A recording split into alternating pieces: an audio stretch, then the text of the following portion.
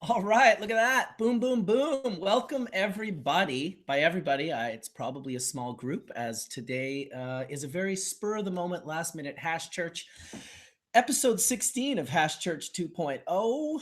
I'm pretty darn excited to be here. I'm not going to lie. Let me just close this down real quick, turn that off. Boom, boom, boom. I'm going to send out the link to the few people, and by few people, I mean very few people that have said they're going to come in today. I am sending the link out to a lot more than 4, but I kind of got about 4 or 5 people that said, yeah, we can do it. So very excited to just to see you guys all. It's been a little bit of time since we've last gotten together, and it's been incredible how much news has occurred in the cannabis world community since the last Hash Church. And that's really what kind of got me this morning. As I woke up a little bit earlier than usual and had some extra time, I thought, man, it'd be nice to just hear from a couple of people. I wanted to hear from Etienne. He's on a cruise ship with shitty internet, so we won't be hearing from him.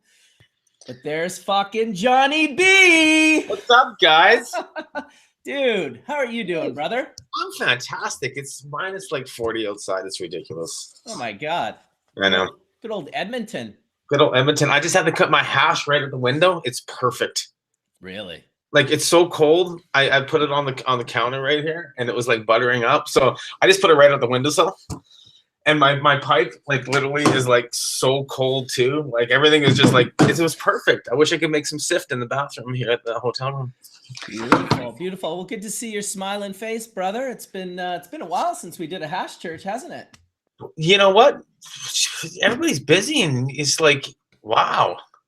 I'm just here in Edmonton, and it's like there's an event next weekend. You've been flying out. People, this industry is moving so quickly. Like, shit, since October. When was the last Hash Church we did?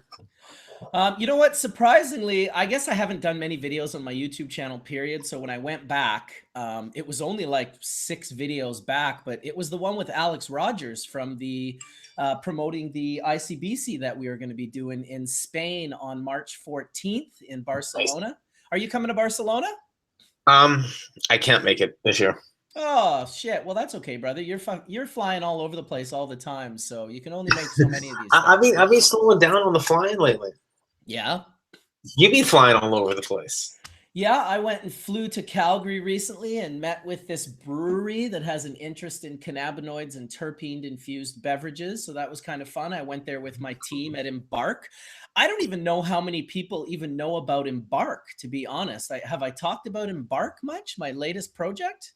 I don't think you've actually really talked about it at all. I mean, people in the industry like ourselves and your friends know what's going on and what you're doing, but really no one knows what's going on with Embark, what we've talked about over the years and where you're going with what you're doing. I think it's fantastic. I'm so stoked and proud of what's going on with the industry and what you're doing with the industry. You got to tell people what's going on. Yeah, for sure. Well, I've got Mike West coming in here later, so he'll be able to talk about a little bit about that as well. But yeah, Embark has been moving forward. Of course, this is a new company that I've helped found just in the last 6 to 7 months, actually. Yeah. And got great team of people, super stoked on them, really professional and high caliber, which it's my first time experiencing in the cannabis industry, working with a team of this caliber. And so we're pretty excited about it. Obviously, it's an extraction lab.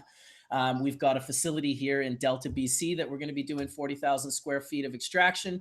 And when I say extraction, it's not just bubble man extraction. It's much bigger than me. Obviously, I'm very focused on solventless extraction. I love the rosin. I love the full melt water hash. I love the, what did I say? Full melt water hash? Jesus. Oh, God damn, that smells good, Johnny B. I got some. I'll hit you with some when I get back, but also dry sift and the solventless processes. But then at the same time, we've got a great team, including Mike West, who's really going to be focused on the CO2, the hydrocarbon, the cryoethanol, which my partner Anthony from Colorado will be actively involved in. So we're really putting this really cool team together, kind of before the laws are even really allowing it. So we've done a lot of due diligence in the last 6 months. We're funded for phase 1. Nice. We're simultaneously, actually, while we're building out the building that already exists, so it's a rebuild kind of. Yep. we're just going to be doing, building specific things in each room that already exists. Simultaneously, we've now taken on a project in Woodstock, Ontario, where we're actually going to build it up from the ground up. So this could be 40,000, 50,000, 60,000, upwards of 80,000 square feet of extraction. It's going to be sitting on 3 acres that our partners already own. And it's going to have some serious capabilities. If Embark and Delta can do 3.6 to 4 million pounds per year of processing, we're hoping on getting double that out of the Woodstock facility. So it's something very serious when you're talking millions of pounds of cannabis being extracted into traditional hashes, into, oh, there's Mike now. What's going on, brother? Mike? Good morning. Good morning, Johnny. How are you guys? I was just talking about Embark and breaking down all the different types of processes that we're going to be rocking on, and the facility in Woodstock and the facility in Delta, and was talking about you in regards to kind of, being in charge of our CO2 and our hydrocarbon division and helping with our cryoethanol and post-production of isolates. And boom, you came right in. We're just talking about dreams we've been talking about for years. It's happening. It's cool. Yeah, I mean, it's funny because Hash Church really, hey, Seibo, how's it going, brother? Hey, good morning. Good morning. How's everyone doing? Dude, as a father of 3, I appreciate you taking time out from your family. Even if it's 20 minutes, we really do appreciate it that you came by and hung out on a Hash Church with us. Hey, you know it. Hey, it's a good morning out here. I wanted to see some old friends, consume some cannabis before taking the kids to go swimming, and here we are.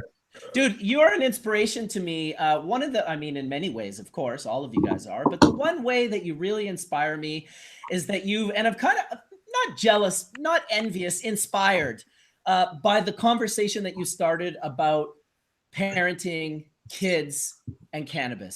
I think it's an extremely mature topic that you've taken on, and it's just a topic that more and more people, parents of kids who are cannabis users, whether recreational, whether preventative, whether medicinal, I think it's an important conversation to have. And I'm definitely wanting to plan a Hash Church in the future when you have more time to get into that conversation, because I've watched you have it with a multitude of people now, and it's the time is now for that conversation, brother. So hats off to you. Thank you. If I was wearing a hat, I would take it off myself. And I just took off my hat. I felt like it was just one of the last places, or not one of the last places, but it was something that I could speak from my own true experience with it. And having kids that are right now 4 and 8 years old and just going to elementary school and dealing with the PTA and other parents, what I realized is there was just so much misinformation out there, and this was really an opportunity to be able to educate people. And the cool part is most people have been wanting this. So it's not like I was cramming it down their throat. They were just looking for new information on cannabis, the different ways that we could utilize it, and what's the best way to talk about it with our children. It's super important, and you just nailed it right there. That's where the conversation starts, because there's 2 ways as a father to go through this. There's the way of, this conversation makes my wife very uncomfortable, so I'm just going to avoid it completely. Or I'm going to talk about this. I'm going to let people know that I'm not their worry. I'm not a worry for them. I'm not trying to take their young kids behind the school and get them high. This is like, this is a different thing completely. And I think that it's as important for a recreational user as it is for a medicinal user. Of course, in the last 15 to 20 years, we've given a lot more sort of, we've accepted medical users more than we've accepted recreational users. It's like, oh, okay, it's a medicine. Okay, well then, that's different. But we're getting to a point now where it's like, well, cannabis is a preventative medicine, which really makes recreational use preventative. And so there's also a value in using it recreational and preventatively.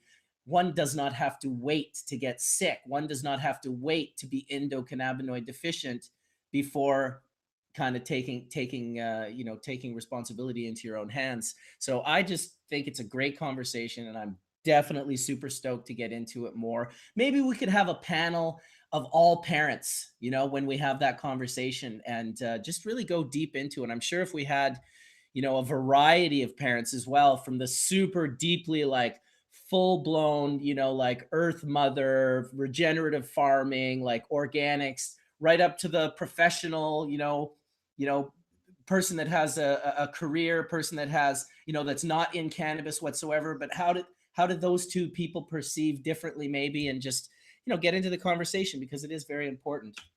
Side note, shout out to Lost Gardens for the absolute fire melt. This is some 5.5 to 6 star. And I just had to say thank you to Sean from Lost Gardens. What are you guys puffing on today? Oh, I muted you, Mike. I muted everyone when Seibo was talking, so I see what you're showing. I just don't hear what you're showing. What's going on, PHBN? Nice group of people in the chat room right now. Usually it shows me how many people are in the chat room, but I can't actually see that right now. Yeah, that's so strange. Usually it'll show us like there's a certain amount of people in the room. Oh, there's 277 people watching. Well, that's not too shabby. That's a decent amount of folks watching. So I got some really nice stuff here called Slime 4 that I just got hooked up with, dude. And I'm coming back to smoke this with you because this is some epic rosin. Did that come from Saskatchewan? Yes, it did. I know where that came from exactly. And how do you like that? How do you like my skills, Johnny B? I already knew. That's why I pulled it out. I was like, wait a second here. Because this is for us to smoke, and I already know that. Listen, the only reason I know that that's from Saskatchewan, I'll show you. Because you have the same little kind of container, don't you? Well, I threw it away just yesterday. I'm not sure. Okay, here we go. So I have hundreds of these containers, but only one guy sends them with parchment in the lid. Shout out to this guy too, man. There's mine. Mine was full melt hash, not rosin. Yeah. But I got some hash for you. I cleaned that up. It still smells like grape. Oh. I got some wedding cake 90U for you that he gave me to give to you so we can puff down, by the way, sitting at my house.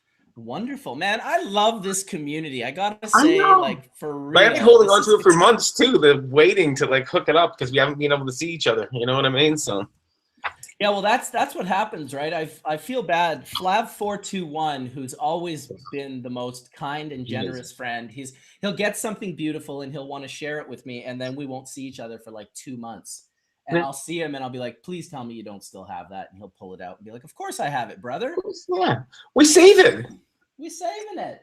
I'm saving this until we're smoking this, and I have that hash too. And you know, so that's the best part of what we do in this industry, and the people, the community is we save that epic. And even my girl says, you know, we smoke the swag at home, but you take the epic buds and you give them away to your friends. Yeah, but that's kind we want to show our epic. We want to show our best, and we take our best with us wherever we go. And the first thing we want to do is like, here, check this out, man. Beautiful. Hey, I want to hear from Seibo one last time because I know he has to bounce really soon. Can you tell us a little bit about your new product, your new vaporizer, the Hanu Labs? Oh yeah, absolutely, absolutely. Thank you. And did I sent some hardware up your way? Has it arrived yet, Marcus? Oh, okay. Not yet, but I can go check the PO box. Sorry, so rude of me to ask you a question while you were taking a dab. So this is basically our new device. It's the Hanu Stone. Vape XL is still in existence. It's just, I guess it's growing up. It's going through puberty, and it's becoming Hanu Labs. And essentially what we wanted to do was we started off with the desktop vaporizer to learn the science and physics behind vaporization and sublimating the cannabinoid from a solid into a gas. And then we wanted to apply it into a very easy to use portable. And this is the device. It actually is all magnetic base, and we have a Red Congo oil in here right now. Red Congo is a great Landrace sativa strain. I consumed it right before I competed in a jiu-jitsu tournament yesterday. I saw that. Nice little shiner and got kneed in the face. And well, this is why 42-year-olds don't compete with 22-year-olds. But luckily, I'm okay. I'm still lying in bed. My kids actually just brought me breakfast. Thank you so much. Because they know daddy can't move today. So I am very much utilizing this as a recovery tool. But essentially, this was our version of a vape pen. You know, when we were looking at the vape pens, I started researching and I noticed less than 7% of cannabis users actually smoke cigarettes. And I thought, well, we're always talking about health and wellness. So why do we have these things looking like cancer sticks and things that give you carcinogens. So we thought just getting away from the shape of something that looked like a cigarette would be great. The next thing we wanted to do was just have something that had a really cool tactile sensation in your hand, so that if you couldn't consume it, you could still rub it like a worry stone and maybe just relieve some anxiety without even having to consume it. And we also made it asymmetrical in shape. You know, I live in San Francisco, which is the home of technology. And even here, I think we're sick of technology. People are meditating more, camping more, hiking more. So we just wanted something that would be asymmetrical, that would remind someone of the imperfections of nature, or maybe the perfect imperfections of nature. And the last thing was to really make sure that it didn't just look cool and feel good, but that when you put it to your mouth and you inhaled it, those would supersede the first two user experiences. And we all know how much effort the extractors put into creating all the oils today, the live rosins, the shatters, the diamonds, the sauces. So what we did was, when we created our own version of our atomizer, most of the atomizers, are really small, and the oil will sit on top of like the ceramic disc or the nichrome wire. And what we ended up doing was creating what we call a ceramic sponge.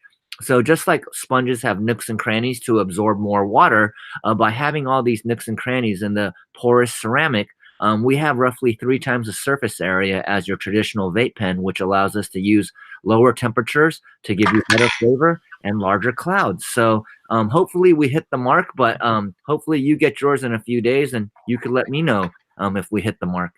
Oh, I already know you hit the mark, bro. Trust me on that one. I know, because I've been anxiously, at first when you're like, oh, I'm going to send you one of these, I was like, okay, whatever, that's cool. And then as I started seeing people's experiences with them, I was kind of like, wow, like I really need to get one of those. Like, this is crazy. And then it got worse and worse and worse, to the point where now my mouth waters when I see it. So I just at least have to try it. And, for me, there is a lot in what you said towards the end. By the way, welcome to Collin over on the East Coast. I don't know if he's in New York or Massachusetts. What's up, Collin? What up, guys?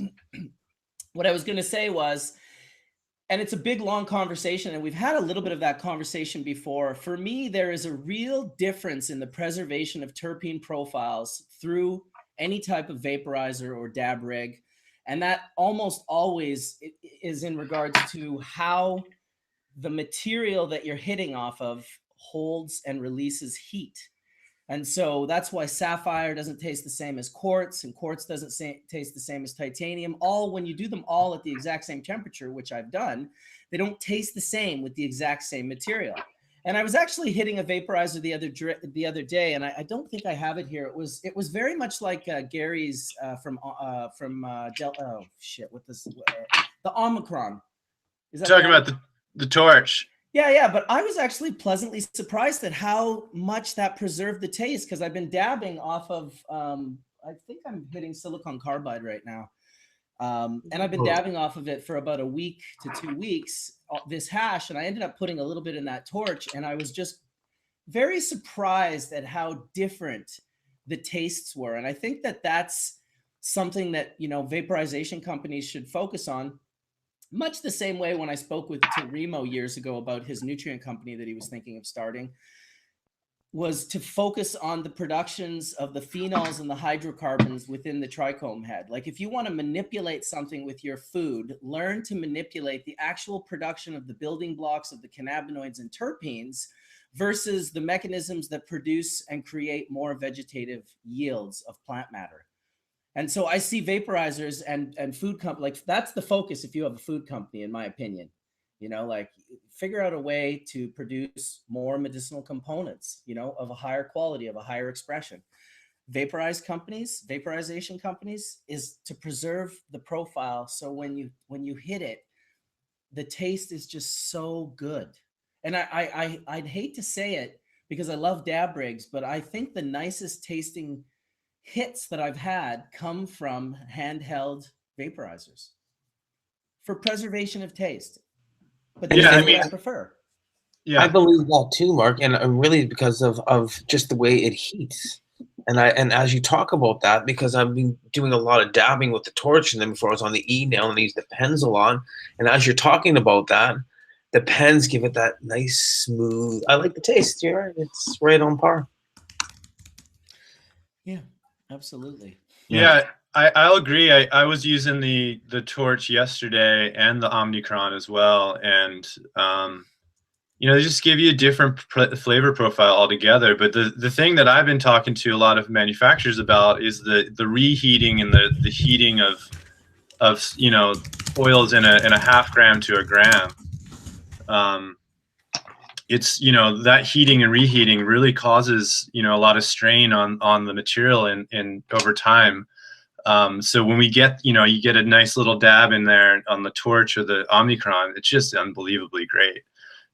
So if we can get closer to that with having oil, let's say we take solventless and we put it into a cart, it's that heating and reheating and that same material staying in that element that really causes it to degrade and really lose its flavor profile. You just don't get that with the Omnicron. Yeah. Dude, that leads me to my Vape Exhale, which is the only unit I have ever been able to take pure terpene rips out of without it just being horribly destructive on my throat. Yep. There's no other unit that I've ever been able to hit pure terps off of. Like that one, I mean, I did a whole fucking terpene gauntlet. I can't remember who I did it with. Maybe Brett from, you were there too, Seibo? We did one. We did one as well. I think we did like a 9 terpene gauntlet. Okay, because I definitely have a 14 as well.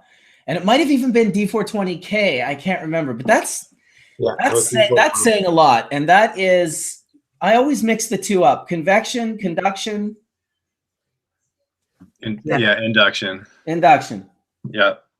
Yeah, and I've always been a fan of convection over conduction, but as time has gone on, I've seen that it's how you execute the methodology that matters most. And I've played around with so many different temperature types, so many different surface areas. One thing that I was really playing around with was being able to inductively heat fritted glass in a way where a dab could just kind of melt into it and really take advantage of the additional surface area. And the interesting thing is, it's each type of material or each type of technology has its own kind of flavor signature, as you were mentioning earlier. And as we all know, flavor is subjective. So I just tell people you should experiment with all the different kinds that you could find. And ultimately, you'll arrive at your favorite. And the best part is, it's always fun as you're doing R&D. So even if it's not your favorite, you're still getting a good effect and result. Awesome. No doubt. And the terpenes all have different, each monoterpene has a different, combustion point. So that's part of it, I think, as well. I've been doing some research and talking with some people. I don't know if somebody here from Colorado and stuff, and talking about terpenes and inside of containers because of the way they're pre-packaging here in Canada with containers and stuff like that, and looking at active water content and terpenes and how they're inside containers and looking at their moisture content. Sure. That's something we focus on heavily, is trying to retain all that moisture content, because once that's lost, your terpenes go with it, man. I would like to do a hash church on this, Mark, about moisture content, active water content, and relative humidity, because it's quite a thing and fascinating that I've been researching for the last little bit. And there's a lot to talk about. And it's just, I don't have time today because I got to catch a plane, and I like to kind of get deep into it about it. But there's all these little factors with legalization we're looking at and how they're actually distributing all of this right now. You know what I mean? Like it's... Yeah, I've been watching your posts. Yeah, I'm testing stuff at like 29% active water. Now, active water content in breadcrumbs is 30. Pasta is 50. So there's got to be a standard. There's more I want to talk about, so I'm just going to kind of like this. That goes back to the now we're talking about like GMP stuff, like manufacturing, right? And we're like, as artists and as cultivators, you kind of we have all these new steps we have to pay attention to, because it's not just going into packs and then being quickly sold. It's now being, the packages are now going to be individuals into grams, eighths, halves, and there's a lot of people touching it for 1 month, 3 months, 6 months when it was packaged. All this exactly. Stuff. It's so much totally, man. It's totally different ball game. So we've got to really think about it like that. Yeah. Damn, did we ever complexify this shit? Remember when we just had bags of weed? I'd be like, yo, I got a bag of weed. You need a bag of weed? Here. take this bag of weed. Yeah, but wow. It's something that is dear to my heart because I want to make sure that as, what we see behind the scenes is not what most people see when they go to the dispensary. They see a very different experience, and it's getting closer to that experience that we are so fond of, and making sure that quality is upheld all the way through to the first time that they open it. Right. And that's major. It's partly why, for instance, here, look, this is induction sealed here. And this is something I've been playing with for months for rosin. And that's really important to me, is because when these things get packed, a lot of people are disappointed in rosin because it gets them all caked out and dry and not what they want. Hey guys, I don't mean to interrupt, but I gotta go take my kids. I just wanted to say one last thing. I'm big fans of everyone here. Medtainer is my favorite way to bring all my flower around, and thank you for doing what you're doing with that sealing, because that last thing you said, I've heard so many people say that about their rosin, and I'm so glad you came up with that. I just wanted to make sure I got that out before I left. Peace, man. I appreciate that, man. We love you. Thanks, Seibo. Always a pleasure. Go ahead, Johnny. So what you're just talking about seals and stuff like that was the biggest thing, is the type of seals in all these containers and how the sealing with all across the board. And I've bought every LP that I can actually purchase, spend a couple thousand just to look at containers and packaging. I'm not even smoking it. I really needed to know what they're doing. And this is a big part that we're talking about, is these lids and these seals and how they're actually shipping this stuff and how dry it is. And it's just, and all the LPs out there listening, you're welcome. Exactly. They're following it. They talk to me. These master growers are like, hey, what are you guys doing? I'm like, your guys' active water is like pathetic, man. Like, come on, like, what are you guys doing? And they're just not getting it. And Health Canada has to get involved too. And they are down in the United States. There's some more stuff we want to talk about, what they're doing in the United States and in Canada. Health Canada was in meetings a couple months ago, and they're starting to set a standard between 55 to 65 active water, what I'm hearing. We're finally going to get standardization at some point right across the board, because when we start controlling that, you're going to start controlling terpenes, everything. What I'm talking about. Yeah, listen, if there's anything you need, you want to bounce ideas off of, reach out to Marcus. Love to. I got goosebumps talking about it. So you know what? It's just like this next step for legalizing. Moisture content's huge. All of our material really relies on that. And like you're kind of pointing out, we're industrializing an ornamental crop, and it really is something we've got to come to grips with. They look at active water and not moisture.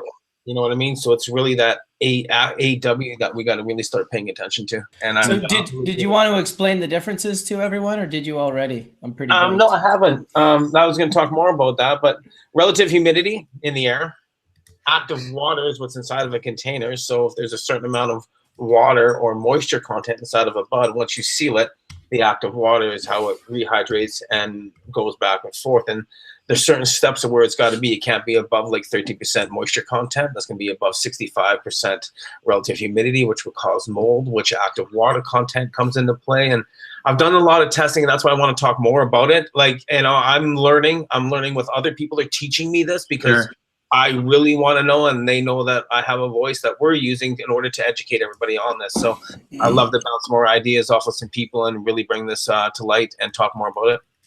Yeah. So let me ask you, so in terms of testing, has there been any long-term tests put together that kind of outline the relative humidity and microbes that or really the active? Velveeta has done a lot of heavy research on this. Those are the people I'm working with, and they're the ones that really I try to bring to light with them.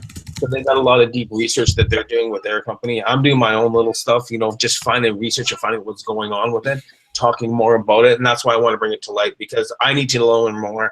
I know my little port here, you know what I mean? And let's just let's educate. Keep it going, try to keep learning from each other. Yeah, I mean, and that's part of why we've been exploring induction sealing and new ways to pack and huge right you know what I mean? It's like not touching it, like it all goes down to how you harvest and how you dry and how that cures. And if you're touching it so many times, I'm so detailed about what we're doing that it gets so obsessive, because you just care so much. I'm sitting in my room with an active water meter testing as the relative comes down all the way through. And then I was really interested, it's pretty cool about it. And I screwed up and I left my lights on my D. I went back in and I had dried out all my tops down to like 50% RH in the room. So I tested the active water, 40, 41. Now I'll tell you about, I always crop at 64% RH in my room. Relative humidity on 7 strains, straight across the board was 52. So then I brought my humidity up to 70. Relative humidity in all of my weed was 58 to 61. Hear what I'm saying? Yep. And then what are you actually putting in? So I've been looking at you know, the storage aspect of it. That's been a big part of it as well.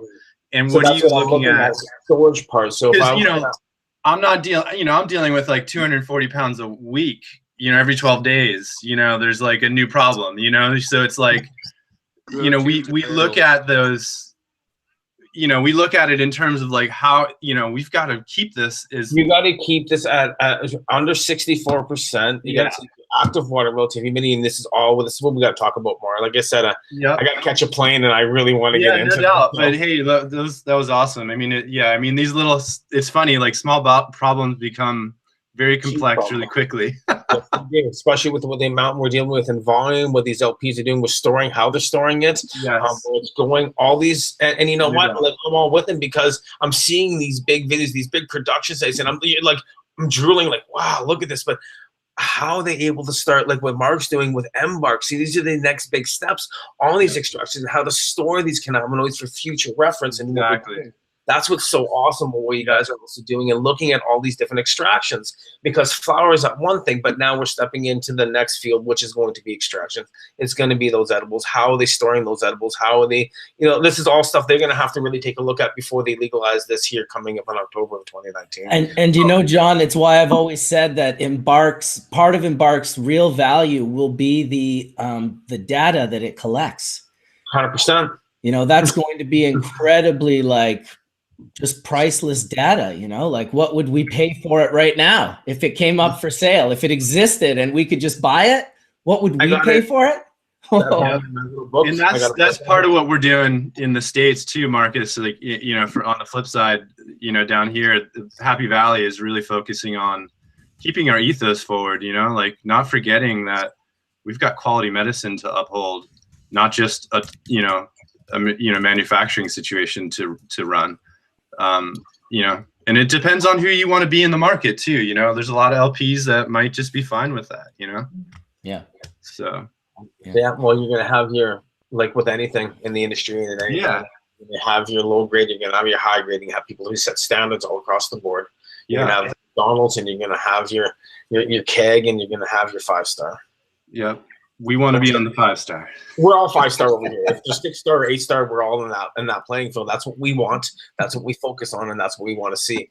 Because hey, you know what? You know, growing's fantastic and great, but you know, it consumes a lot of my own time, and I like to see better quality hit the market. So when I am in need, I can actually go and actually get something that is truly quality that I'm going to be able to consume. That's going to help me with my pain.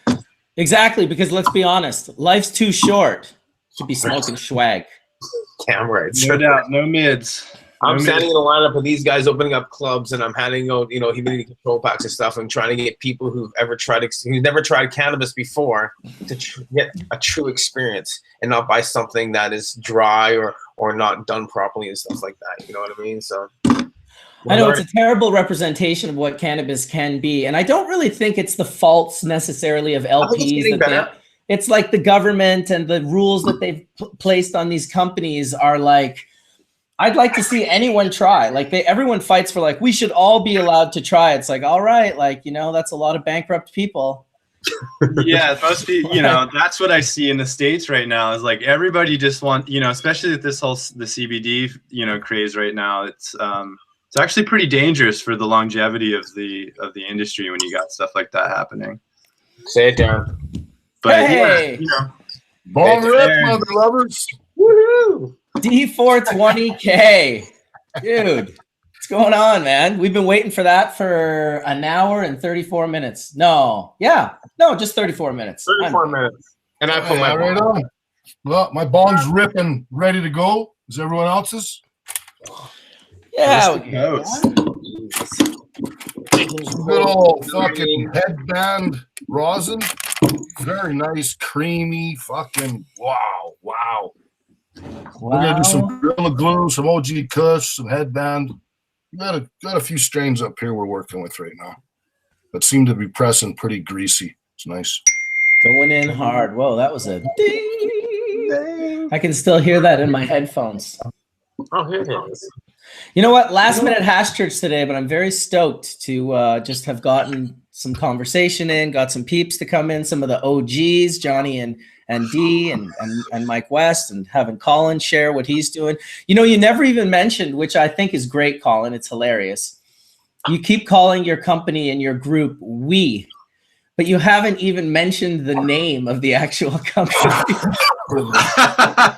Yeah, so we're so I guess that's a good thing. I should really, well, I think it's for a lot of reasons. We're just getting all of our materials together, and we're finishing our facility, and I just think the timing of it all, and we've been working really hard behind the scenes, as you know, Marcus, putting together and taking great care and crafting what we're putting together. And Happy Valley is the name of the company, and Marcus is a part of that, and we have a lot of exciting, great things happening in terms of solventless tech. We've got 27,000 square feet of canopy coming online, with another 60 to follow in the couple of years behind that, hopefully sooner than that. But it's all focused around solventless and putting our ethos forward and making sure that we do our best, that good medicine is put into the right people's hands. And that's really, at the end of the day, what we're trying to do. So everything you were talking about, Johnny, man, it's like, yeah, that's like where my head's at for the past year, is just trying to figure out how each cultivar that we know can be done in a certain amount of square foot facility can now be scaled, and that same quality can be upheld all the way through.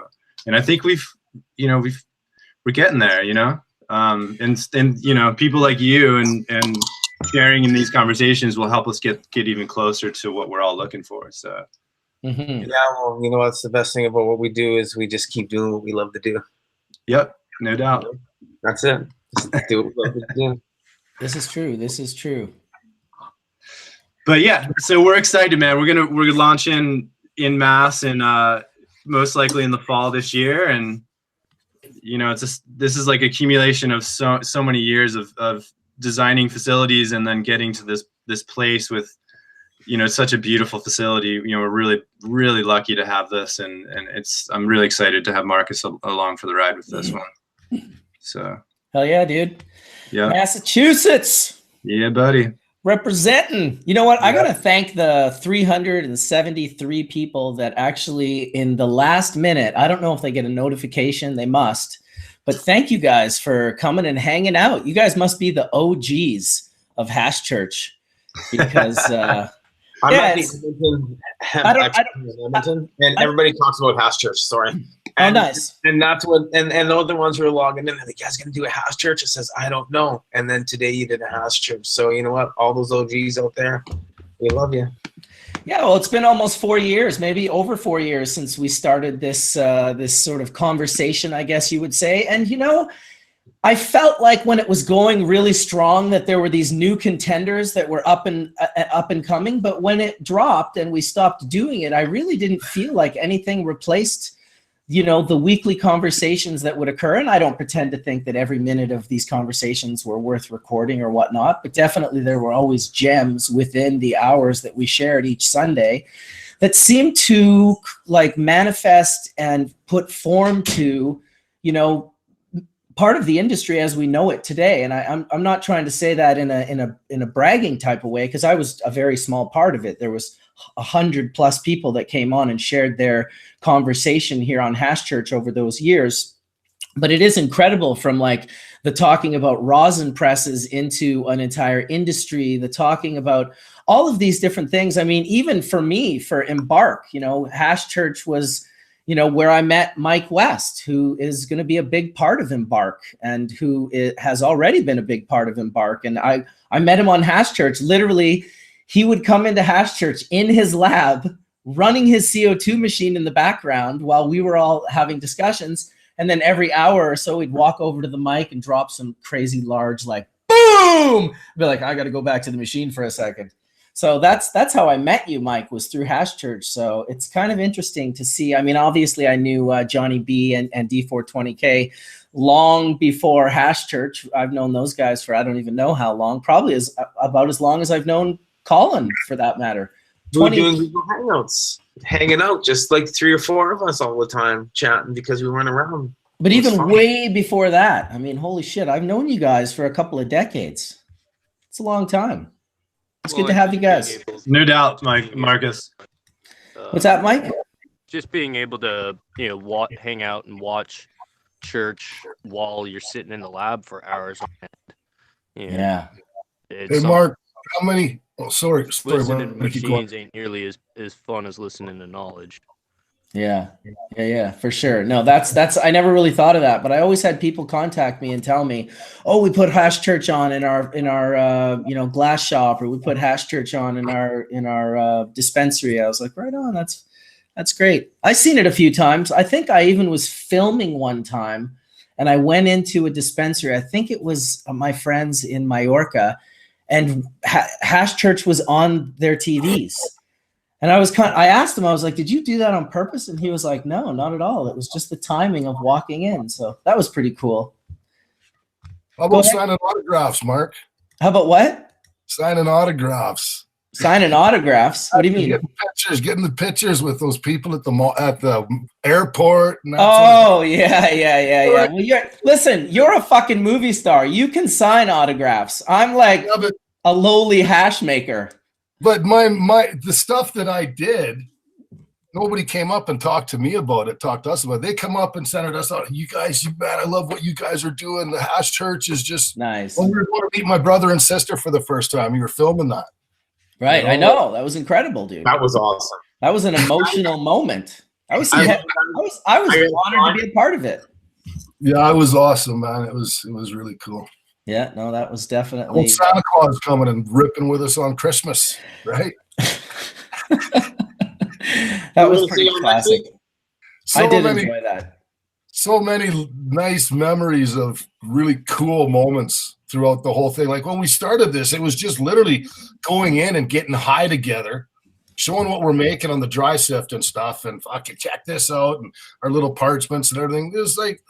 It was so brand new in the industry. Nobody was even selling dry sift or anything like that because it was so hard to make and so hard to acquire that when you got what you got, you kept. Of course. Like fucking gold, man. Gold dust out of the Peace out, Johnny B. Thanks for dropping knowledge today. People were impressed in the chat room. They said Johnny B's on fire. Let's talk next week. Love you guys. And Darren, you rock, man. That dry sift thing, don't forget the back of that card. Talk more about that. That's how. Look at how Hash Church started. Even rosin with Tony pressing out hash, and then soil grown with the curling iron, and like all of these techs. Yeah, they all started from us screwing around on Hash Church. Guys, you rock. Peace, brother. Peace out, Johnny B. All right. Well, I wonder how many things how many industries have started, like businesses and everything like that, because of the rosin press. Well, that's everything that's been millions done. of millionaires out there, man. I'll tell you, the interesting thing about that is that when you share the information in conversation, things blow up. Yeah. But when you hold your IP to yourself as strong as you can, and this is that hard part of coming from the industry and getting into these larger companies where you're like, okay, like there's more on, like it was easy to think that way over here because it was just a couple of thousand invested. But when you have tens of millions invested, it's crazy how you have to be more careful. And it's too bad because you're right. Like a lot of the conversations that happened on here, people were able to take that information, what they heard on here, and basically, do something serious with it, execute it, whether for a small personal gain to make a pure medicine for themselves, or to create and produce medicine for others, or maybe they started a company and touched tens of thousands, selling a product like a rosin press or something. No doubt. Well, I'm doing a consulting business up here in Prince George. It's not quite launched yet, but it's going to be right away. where it's just everybody can grow their 4 plants and all that stuff, but there's a way they got to do it. They got to register. They got to do all this sort of stuff to make it good for themselves. But I just want to show them how I do it myself and how I process it myself, whether I'm dry sifting, bubbling, or rosining the flour or the bubble hash, whatever, and let them grow their medicine and make it as pure as they want. And I'll go in and consult for them and do it for a very reasonable price, because it's only 4 plants at a time, and these are all just normal humans, man, not wanting to get fucking taken to the cleaners to learn how to do something, right? And it's just my way. It's not like I I don't know everything, but I do have access to pretty much everything I need to know if I need to reach out for it. Right. You know? Yeah, exactly. It's good. This whole internet thing, go figure. Information is just available at our fingertips at any given time. And the cannabis industry is no doubt blowing up with, once again, companies like Embark willing to set a new bar. And we certainly won't be the last, and we certainly aren't the first to set a new bar. And that's how things just keep escalating and escalating to a point where, for me, I love the idea of, I'll always love the idea of personal grows, of people being able to grow their own. To me, that's sacred, and people should always be able to have that. But the bottom line is, because I have a license to grow my own and don't have a plant in the ground, it's actually a lot of work and takes a lot of attention and focus. And it's not just something you can do in the background when you have multiple kids and 5 businesses and you're getting pulled in 12 different directions at any given time. I don't have time to grow cannabis, to take care of it properly. And that's the truth for a lot of people. So in that sense, cannabis needs to be made accessible to all those other people who should have access to, as the same as the person who decides they want to grow it for themselves. And I think what Johnny B was talking about, well, I know it because I used to broker cannabis myself. I know what good cannabis looks like and what bad cannabis looks like. And when you package great cannabis incorrectly at the wrong time, with the wrong amount of moisture for the wrong amount of time, you destroy it. You absolutely fuck it up. It goes from being like a, whatever they call it now, it used to be a trip. I guess it's a quad, quadruple A. This goes down to, like, in my opinion, a C, when it just gets wet and it just gets funky and hay-like smelling and it doesn't cure out right and the terps are fucked and everything's fucked. That is not necessarily on the grower, you know, unless he's also the guy that packaged it up. Now, if you're working for a company and you grow some great cannabis and you give it to the company and then they package it incorrectly, and, you know, go figure as well, I think a lot of that packaging it incorrectly is not accidental. I think that these government agencies like Health Canada, they seem to go out of their way to make things not as easy as they could be. I don't know why. I've been dealing with them since 1994 when we applied for a hemp license. And although I will say this about Health Canada, because it's easy to get upset with what they're doing and how they're doing it, they have at least grown immensely over the course of the last 20 years since they started doing licensing in Canada.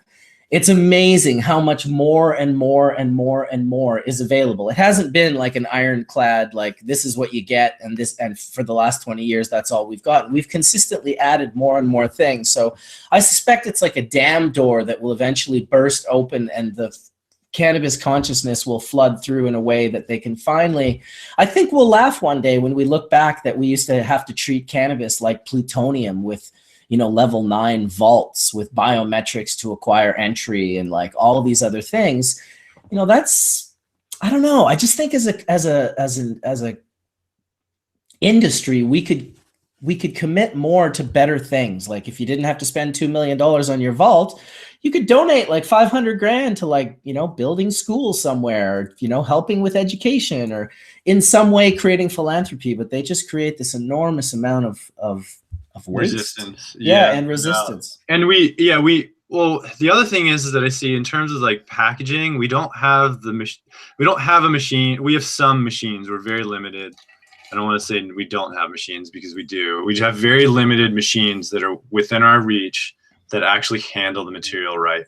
We don't. We have things like dog food sorters that they're trying to pass off as sorters for our industry, and it's just not the right way to do it. But I understand how long it takes to pack 30,000 units. That's a long time, man. Yeah. So There's nothing else like it, though, is there?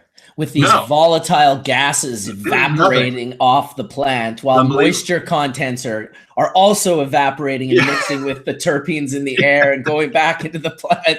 This smells amazing, but it's just going into my face. Oh. Yeah. Yeah. No, you're right though. But yeah, we'll get there though. I think we're just at the inception, a lot of this, and it's the infancy for sure. Yep. Yeah. We're just trying and trying. A lot of great people focused on trying to make it the best that we can make it, you know, and I don't just mean like the companies I'm working with. I mean, there's a ton of great people in this industry that are kind of focused on.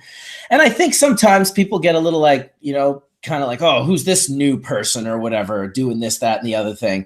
But for me, I'm like a kid in a candy store. I'm like so excited. Like I saw Canopy announce Martha Stewart the other day for their CBD brand. And I was like, it just put a smile on my face. I was like, and then, of course, other people were offended by it. What does Martha Stewart know? I'm like, I don't know. She just has like a distribution access to like 490 million women around the world. Like, yeah, what does Martha Stewart know? Like, I thought it was cool. Other people, they didn't think it was so cool, I guess. But Martha Stewart is solid, man. She's gone and done her fucking time. She did her bid. I get both sides of it, man. But you're right. I mean, Canopy's smart, man. They came in, they're not, they're a tough one. They're very, very aggressive company, man. You know. Hey, regardless, they definitely make me feel self-conscious. You know, I think everybody will agree. Not me. I saw that. Great. Well, they make you think about the reality of what's happening around us, and it's so large and out of control that it's really puts a reality spin on it. And I'll be honest. I saw that simply as I'm going to supply them with CBD. Hey, some people find opportunity. Absolutely. I totally see that. Yeah, no doubt. Listen, anytime there's someone's pushing a cannabinoid, I find that positive. Yeah. I mean, I don't know. People got pissed off of Martha Stewart did her bid, right, D? She did. Oh, that's funny. I love all the different perspectives from Hash Church. She's solid. It's hard to it's hard. It's a hard thing to watch, you know? I can just imagine someone who's never been on Hash Church before talking about this tomorrow at work when they're like, they were talking and when that guy in the Slayer shirt said she did her bid, I fell off my chair. She's done her time, man. Leave her alone. She didn't take no one with her either, so she's solid. Yeah, exactly. Not a Caesar salad either, but solid. Solid. Oh my goodness. Thank God for having a Hash Church today. I missed it. I'll be honest. I needed one of these. Just had to be done. Had to be done. So I should mention a few things because there's all these other things that are coming up and happening. Let me see if I can figure this out actually, because this is somewhat important. I have a few announcements to make. Oh. So yeah, announcements, but I have to be smart how I make the announcements. I thought better than talking about it, I would kind of show it, but it's on Instagram, so it's not quite, and I don't even know if he sent it to me. Oh my God, did he? No, it's on here. I wonder how I'm going to be able to, maybe I can repost it. Is that what I can do? Sorry for sounding like a 65-year-old, like never been on technology before. I don't know what these buttons are doing. Now, also sorry to all my 65-year-old friends, because that was a terrible stereotype. Oh my goodness. Okay, so I was going to announce I'm going to be a judge. Well, first things first. The team at Embark is heading to the ICBC conference in Spain, March 14th.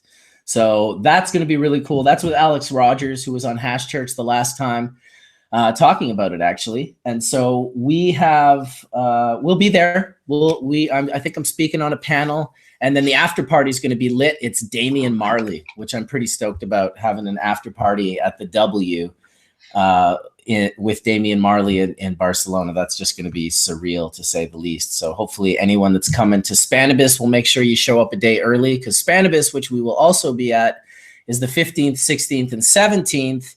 And that's That's in Barcelona in the Hospitalet zone, and it'll be the same area that it's always been in, and I'll probably be walking around and cruising around. And then also am going to be, this is a full circle with HQ, Hemp Quarters, in Barcelona. The first place I ever got a membership at. Great guy, owned by David. He does a contest called Masters of Rosin. You might have seen it. You can check it out on Instagram at Masters of Rosin. And he's got like Crockett and DNA and like a whole bunch of really cool people that were judges. I hadn't been in touch with him to let him know that I was going, but I did let him know I was going a couple weeks ago. And I guess Jerome Baker, Jason Harris, wasn't able to make it. So his spot dropped. And so David called me, and now I'm going to be a judge in that. Wow, what an amazing time, Skunkman Sam. Although you are reverberating right now, because the next thing I'm getting to is the Legends of Hash. Actually, I like the echo. Legends of Hash. Oh, fuck. Come on, I'm having fun, dude. Here, let me see if I can bring it up, because we are doing a Legends of Hash this year, and we're going to be doing it with Flab421 and Flux, who's, I guess, got himself a spot in Barcelona. So we're going to be kind of breaking that in with the Legends of Hash. It's always the same. There's no Legends of Hash. There's no trophies. There's no like announcements of like this, that, and the other thing. It's just like, if you want to come and smoke some hash, we'll have some people judging. There will be a small announcement that, you know, first, second, and third, and why the judges thought that. But really, that's the main thing, is to come celebrate hashish with us. And nothing more. So let me find this picture, because we finally got the shot done. And then let me go to screen save so I can show you what it looks like. All right, here we go. Start screen share. Is that all warped? Oh no, there it goes. So what do you think of that? Barcelona, Sunday. Yeah. March 17th, Legends of Hash. And then I'll be supplying the address to the place when you get your ticket. So we're super excited about that. Shout out to Suomi Laval. This is one of his photos from the great book, Hashish. It is called Hashish, right, Skunkman Sam? Absolutely correct. Hashish. Yeah, it's a beautiful photo, Marcus. Yeah. Well, like I said, shout out to those folks screening the hash, and shout out to Suomi or whoever took. I think he took all his photos as well. Is that also correct or incorrect, Sam? I'm not sure if he took all the photos, but I would not be surprised. There's not a lot of words in the book. It has a short introduction by some. That's true. Somebody in some famous guy in England, but. Right. Well, there it is. Those are my announcements anyway for ICBC, Spanibus, Legends of Hash, Masters of Rosin. I should make a Legends of Hash Instagram, but now I've said it and some trolls already registered it, so guess I won't do that. He's going to be like, pay me for it. No, we're not doing that. We don't tell. Oh, I know another thing that I'm going to mention. We are going to have the good folks at Move the Movement. I invited Daryl in today. I kind of wanted him to talk about it a little bit, but I don't know if you guys saw those, a couple of interviews I did with these guys. It was in a really cool building. I think it was it the Chant? No, it wasn't the Chant. It might have been the Chant Center. I can't remember. It was a cool building on the UBC campus. Really cool, round, like it just had a really great look to it. And he did a bunch of interviews with Kirk Toussaint and John Conroy and Chris Bennett and myself and a whole bunch of other people. So if you check out Move the Movement, it's a really great thing that they're doing, kind of getting these great stories out of the community in a really professional manner, editing really to perfection, and then putting it out as a very enjoyable story. They're going to be coming to Spain with us, and they're going to film, I guess, 2 full days with us, or with me and the crew. And so I don't know exactly what those 2 days will be, but I suspect it will for sure be the ICBC conference, because that'll be a whole day. And then hopefully he'll do like a section of Masters of Rosin, because there'll be some great footage there, as well as a portion of the Legends, which is going to be the first time. I know Sam's probably like, what? It's like, yeah, if, this will be the first time we've actually allowed anyone to take video but there also won't be the same group of people that were particular about not being on video over the last 20 years. However, if Skunkman Sam decides to grace us with his presence, there will not be video anywhere near where he is sitting. Or wear a balaclava. Balaclava. Oh my God. Who's that guy in the balaclava? So how are you doing, Skunkman Sam? How are things in Amsterdam? It's okay. And when you come to the EU, are you just going to Spain or are you going any place else in the EU? I tried to come through Amsterdam and KLM was all sold out. So I ended up having to go through Germany. So, because there's no direct flights for me. They probably need your vibrations more than Amsterdam, to be honest. Well, I was kind of hoping, I won't lie, that I was going to be able to spend at least a day with you and yours. That's what I was trying to make happen. And I couldn't believe it personally, because I booked the flight like a week and a half ago or something, and it's not for another couple of weeks. Well, I guess it's less than a couple of weeks now. Wow, geez, time's really flying. Here in Europe, people book things 3 months, 6 months in advance. Jesus, how do they do that? How could you possibly know where you're going to be? They know with their working schedule when they're going to be on holiday. Everybody in Europe goes on holiday on the same day. Oh my God, what a nightmare. I guess that's why I've been told to avoid certain places during certain times. In like the South, in the Mediterranean, you know, Italy, France, Spain, the islands, Mallorca, Ibiza. They just fill up with people, like you said, at the exact same time. Like it's probably dead the day before, and then literally the next day, it's like at full capacity. And they're all on the roads, and they're all flying, they're all driving. I mean, it's not so fun. No, I can't deal with that. I can't deal with that. Well, it was a last minute hash church today. Did you actually mention the company yet, Collin, or no? Yeah, I did a while back. Okay, because I thought I was Happy waiting Valley. for it. Happy Valley. Yeah, Happy okay. Valley. It's a happy valley. Man. Yeah. We're man, it's really exciting because we spent so much time behind the scenes over the past 2 decades that it's really nice to come out with an outfit that allows us to come into the market, man. And it feels really special to be able to be a part of that in a way that we get to kind of do it our way. And that's really, that's what I'm looking forward to. So for sure. It's exciting. Big things. I mean, Yeah, I feel no the same. Listen, I've known you for almost 20 years as well, and I'm going through the exact same thing, this exciting time of finally having a team together that can execute a plan, not having to have sold my soul to an LP, like I avoided that, and just to create my own thing, like create our own thing. That's exactly that's different from anything else. So, definitely the best of lucks to the Embarks and the Happy Valleys of the cannabis world. That's for sure. I'm fucking. I think we're good. We're excited to be good stewards of the plant and preservationists of genetics and make sure that these things live on in a way that they get to be able to be used by as many patients as we can. And that's part of the process, going through all the stock and going through old stock, and it'll be fun. Absolutely. But yeah, so I've got to get going, guys, but I appreciate the time that I spent with y'all, and I look forward to being on next time. Thank you for coming out, dude. I appreciate it last minute as well. I put the word out to about 20 folks, so I was happy to get, 6 people come in. That was great. Yeah, Sam, always an honor to be on with you. I would love to ask you a million questions, but I've got to get going. But I was going to ask you a question too about preservation of a variety.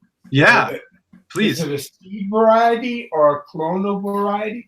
Because preservation of seed varieties, that's a lot of work. You've got to reproduce it with at least 2,000 individual plants every year. No doubt. So that's a great question. So it's now that I have the space to do it, I'm going to get into preservation of seed form. Before it was all about just preserving specific cultivars and phenotypes, and now it's about going in and actually preserving lines in a way I've never even had access to do it. You know, I've never been able to not only just monocrop. So this is a really unique situation for me to be able to have upwards to 15,000 square feet just to preserve and explore. I've been doing it a long time, and we came up with the minimum number is 2,000 for a male-female seed variety. Well, I share that same sentiment, and I'd love to learn a bit more about your ideologies and what you've learned over the years. Obviously, you've spent tremendous amount of times with the plant in numerous size facilities, and I think I can only benefit from your knowledge, you know. So it would be awesome to sit down with you and talk about that. And in terms of numbers, what have you seen at 2,000? Well, no, it's genetics, statistical analysis. If you have less than 2,000, 1,000 males, 1,000 females, then you're not preserving the genes in that variety. You're preserving some of them. Right. So okay. That makes a lot of sense. So you're basically at that under 2,000. You're basically selective breeding, or really selective preservation, or selective preservation. You're not selecting the entire gene pool of that landrace variety. For example. Exactly. Right. Okay. That makes a lot of sense. A lot. Yeah. Okay. So in terms of a hybrid variety that's maybe a polyhybrid, do you think that more seeds need to be kept because there's more genetic variation happening? I mean, you're not going to be keeping the same material because you'll be keeping what, F2s, F3s, F4. I mean, they segregate out. That's the way it works. Right. That makes sense. And do you believe in preservation, specifically preservation? Do you believe open pollination with many males is the only way to preserve? For a landrace, absolutely, it's the only way. And for so all you young guys out there listening in, take note of this. No, for a landrace, that's the minimum number. So that makes a lot of sense because today what we have is mostly what I would call very limited selective breeding going on. So we're our scope is so, and our lens is so narrow that when we do find something desirable, it just makes you wonder how many other desirable traits are in that same gene pool if they actually had the space to run it. If you think about how land races are created, people start growing cannabis in a particular area, whether that's Afghanistan or Thailand or Burma or wherever, and the gene pool there is limited by, it's a large population because the farmers there will grow thousands and thousands and thousands of plants, sometimes even bigger, and but it's cut off from other gene flow, so it settles down and becomes its own landrace, its own variety, with a unique set of genes and terpene and cannabinoids, and that's what you want to preserve. Everything. Right. Okay. So here's a question for you in terms of landrace varieties. What I'm seeing a lot today is a lot of people are going out trekking out there and collecting some landrace, and then they're furthering the line. Maybe they're doing some inbreeding. And then predominantly a lot of the people I've talked to that ran that same variety, they're getting a lot of hermaphrodite traits because they're running them in environments that they're just, the progeny and the genetics itself are just so foreign to it itself that it just starts to have adverse reactions to it.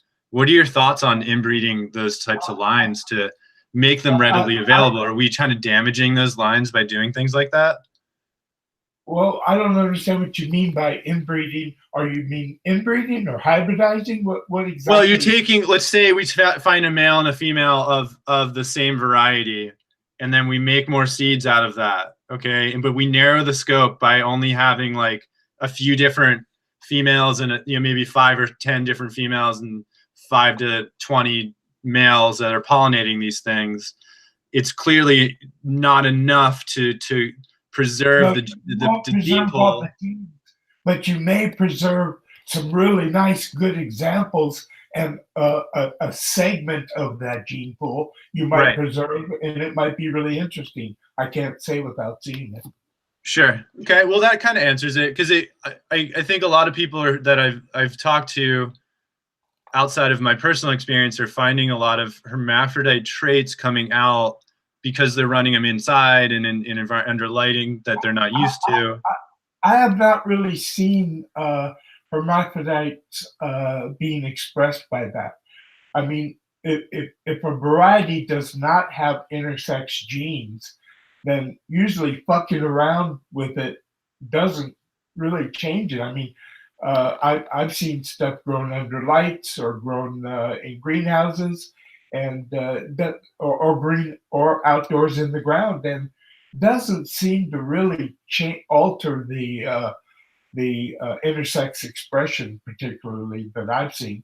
Now there are certain varieties like Thai, which are intrinsically intersex, just because they were grown for Simsimia for hundreds, if not thousands of years, and the few seeds that they did found were very likely caused by intersex. Sure. I always think it's, to be honest, when I hear people tell me those things, I always believe it's their environment that's causing the problems, not the actual genetics. So that kind of reaffirms the idea.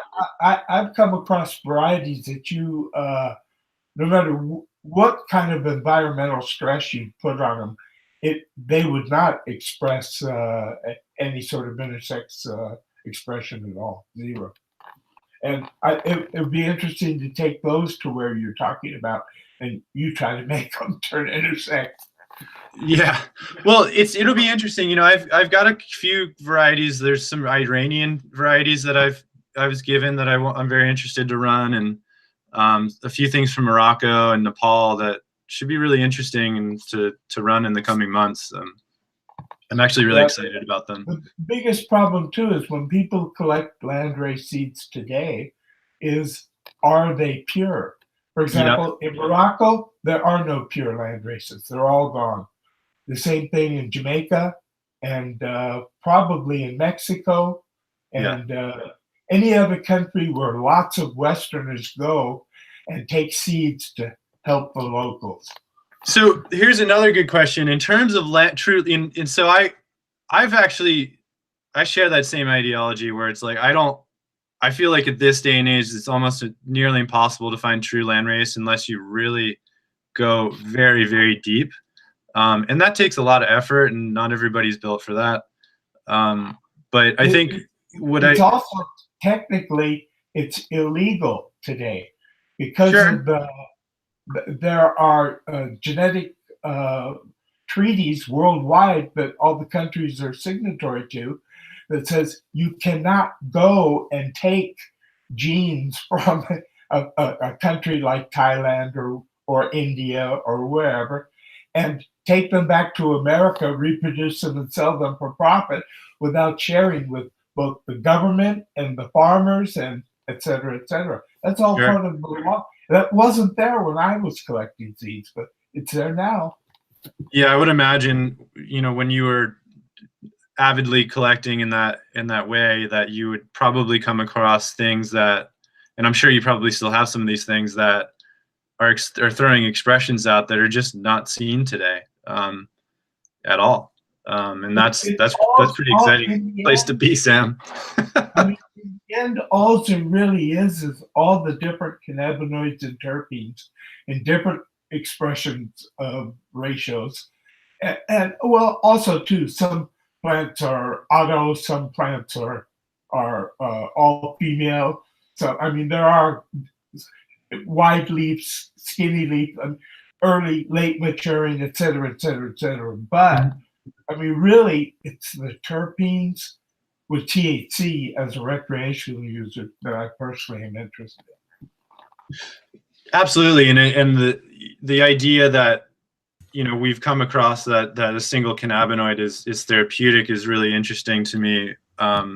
Do you think through the years of you being involved in cannabinoids, was there such a heavy, did they always weigh so much strength into a single cannabinoid, or do you feel this is really a 21st century thing? I mean, recreational cannabis traditionally was pretty much all THC. Ganja, if you analyze it, it was pretty much just THC. Now, hashish also had other cannabinoids because it wasn't picked for, they didn't smoke individual plants the way they do with ganja. So you can save the seeds of the best pretty easy. You just get the most resinous, the biggest yield, and the best quality because you smoke it. But with hashish, they collected the most resinous plants. So sometimes it was all THC and sometimes it wasn't. But since they were smoking resin from a field, not from individual plants, nobody really knew. Right. And that's the weird place that we're in now, is we know so much and we continue to learn so much that it's, it's like paradox, it's just opening up a whole vortex, But that's interesting. I appreciate that insight. In terms of now here's another question. In terms of terpene profile, the Western world has landed on this gassy, diesely, chemi thing. I've seen that in a lot of Afghani varieties and broadleaf varieties. Are there any other varieties like the Bang or any like a citral, like Citaral that express those types of traits, or is that very much, do you believe in, just coming out of just being a hybrid, and a polyhybrid, or those types of, in terms of landrace, are those types of smells foreign to you, or are they very familiar? I'm not sure if it is because it's a hybrid. In other words, the diesel and that kind of stuff. I'm not sure. I don't have a deep background with diesel, so I can't really speak authoritatively. But one thing I can tell you is absolutely people prefer high terpene contents. Their particular individual terpenes they enjoy might be different for each person, but absolutely it's better. And traditionally it was hard to find because cannabis, by the time it arrived in America, if it was an imported product years and years ago, it had been dried, maybe in the sun, but it had been processed, it had been shipped really a long distance. So it was nowhere near as terpene rich as the varieties that we have now. And when you smoke a really rich terpene variety, I mean, there is no doubt that it's better. Yeah, no doubt. Yeah, in terms of hash, I've heard you say since numerous times that terpenes can be washed away with water. Are there specific varieties that you've noticed that hold true to their terpene profile more than others over the years? I would think Marcus knows better than me, but over here, one of the ones that was known to do that was, what was that variety? I forgot the name of it, I'm sorry. But Marcus, you know a bunch of varieties that retain most of their terpenes when water processed.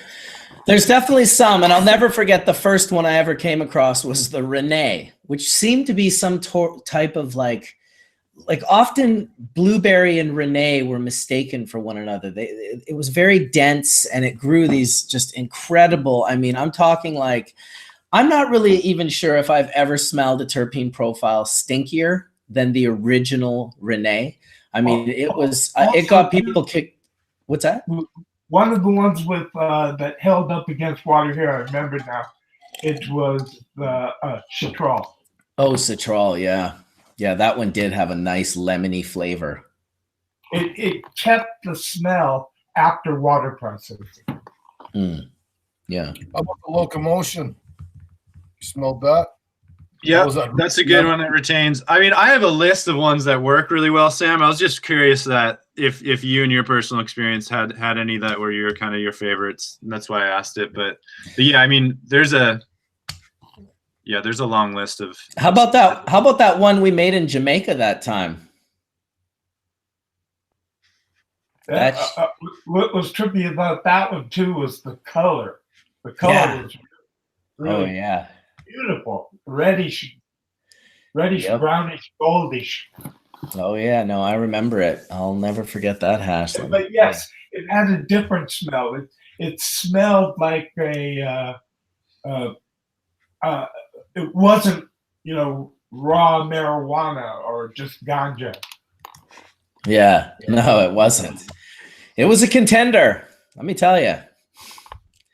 It was a contender. It was so nice to have just a big ball of it too. Just be like in Jamaica, loving life with a big ball of melt. Just like, this is good. This is good. Well, what's nice about Jamaica is you can buy, a kilo of weed for $100 or $200 or whatever, and who cares? You just grind it up and make some water hash. Yep. That's that's what I was doing. I was even happy, to be honest. Once I knew I was getting the quality that I got with you that time, I was happy to pay $300. It's like, dude, here's some extra. Like, you're doing a great job. I'd go visit his grow, and he didn't have, one of the things I always had to do in Jamaica in particular was I'd go around the outer perimeters of the property, however big his property was.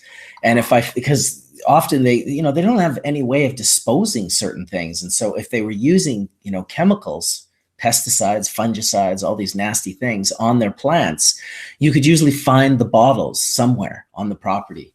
And that particular guy, the doctor, he never used chemicals, period. He was hilarious, actually. He thought the bugs were there to tell him what fruit was the safest to eat. So he was like, he'd pick a sugar cane and he'd be like, see the worm like this one? He's like, no chemicals. And then he'd cut the worm section out and like squeeze the cane juice by hand into a little kibosh for me with, like a hint of passion fruit and a little lemon. This was like on the top of his grow that I took Pete Brady there from Cannabis Culture, the photographer, and I took Ramo up there as well, which holy smokes, it was quite a challenge to say the least. Good times in Jamaica. Hey, what's going on, pup? That was cool. Just this dog. That was great. Whose dog is that? Dude, that's the Hash Church mascot. What are you talking about? It looks like Yoda. It did. I thought he was about to drop serious knowledge. Yeah, he's got some serious knowledge to drop. He's waiting.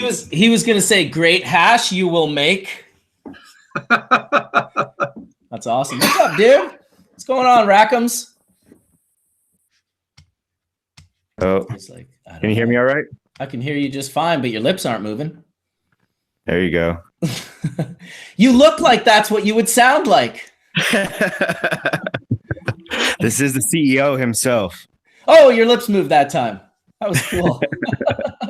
That's awesome, dude. Right on. Beautiful, beautiful animal. Cheers, guys. I love dogs. Welcome. We're just kind of shooting the shit, I don't even know what our conversation was about, but welcome.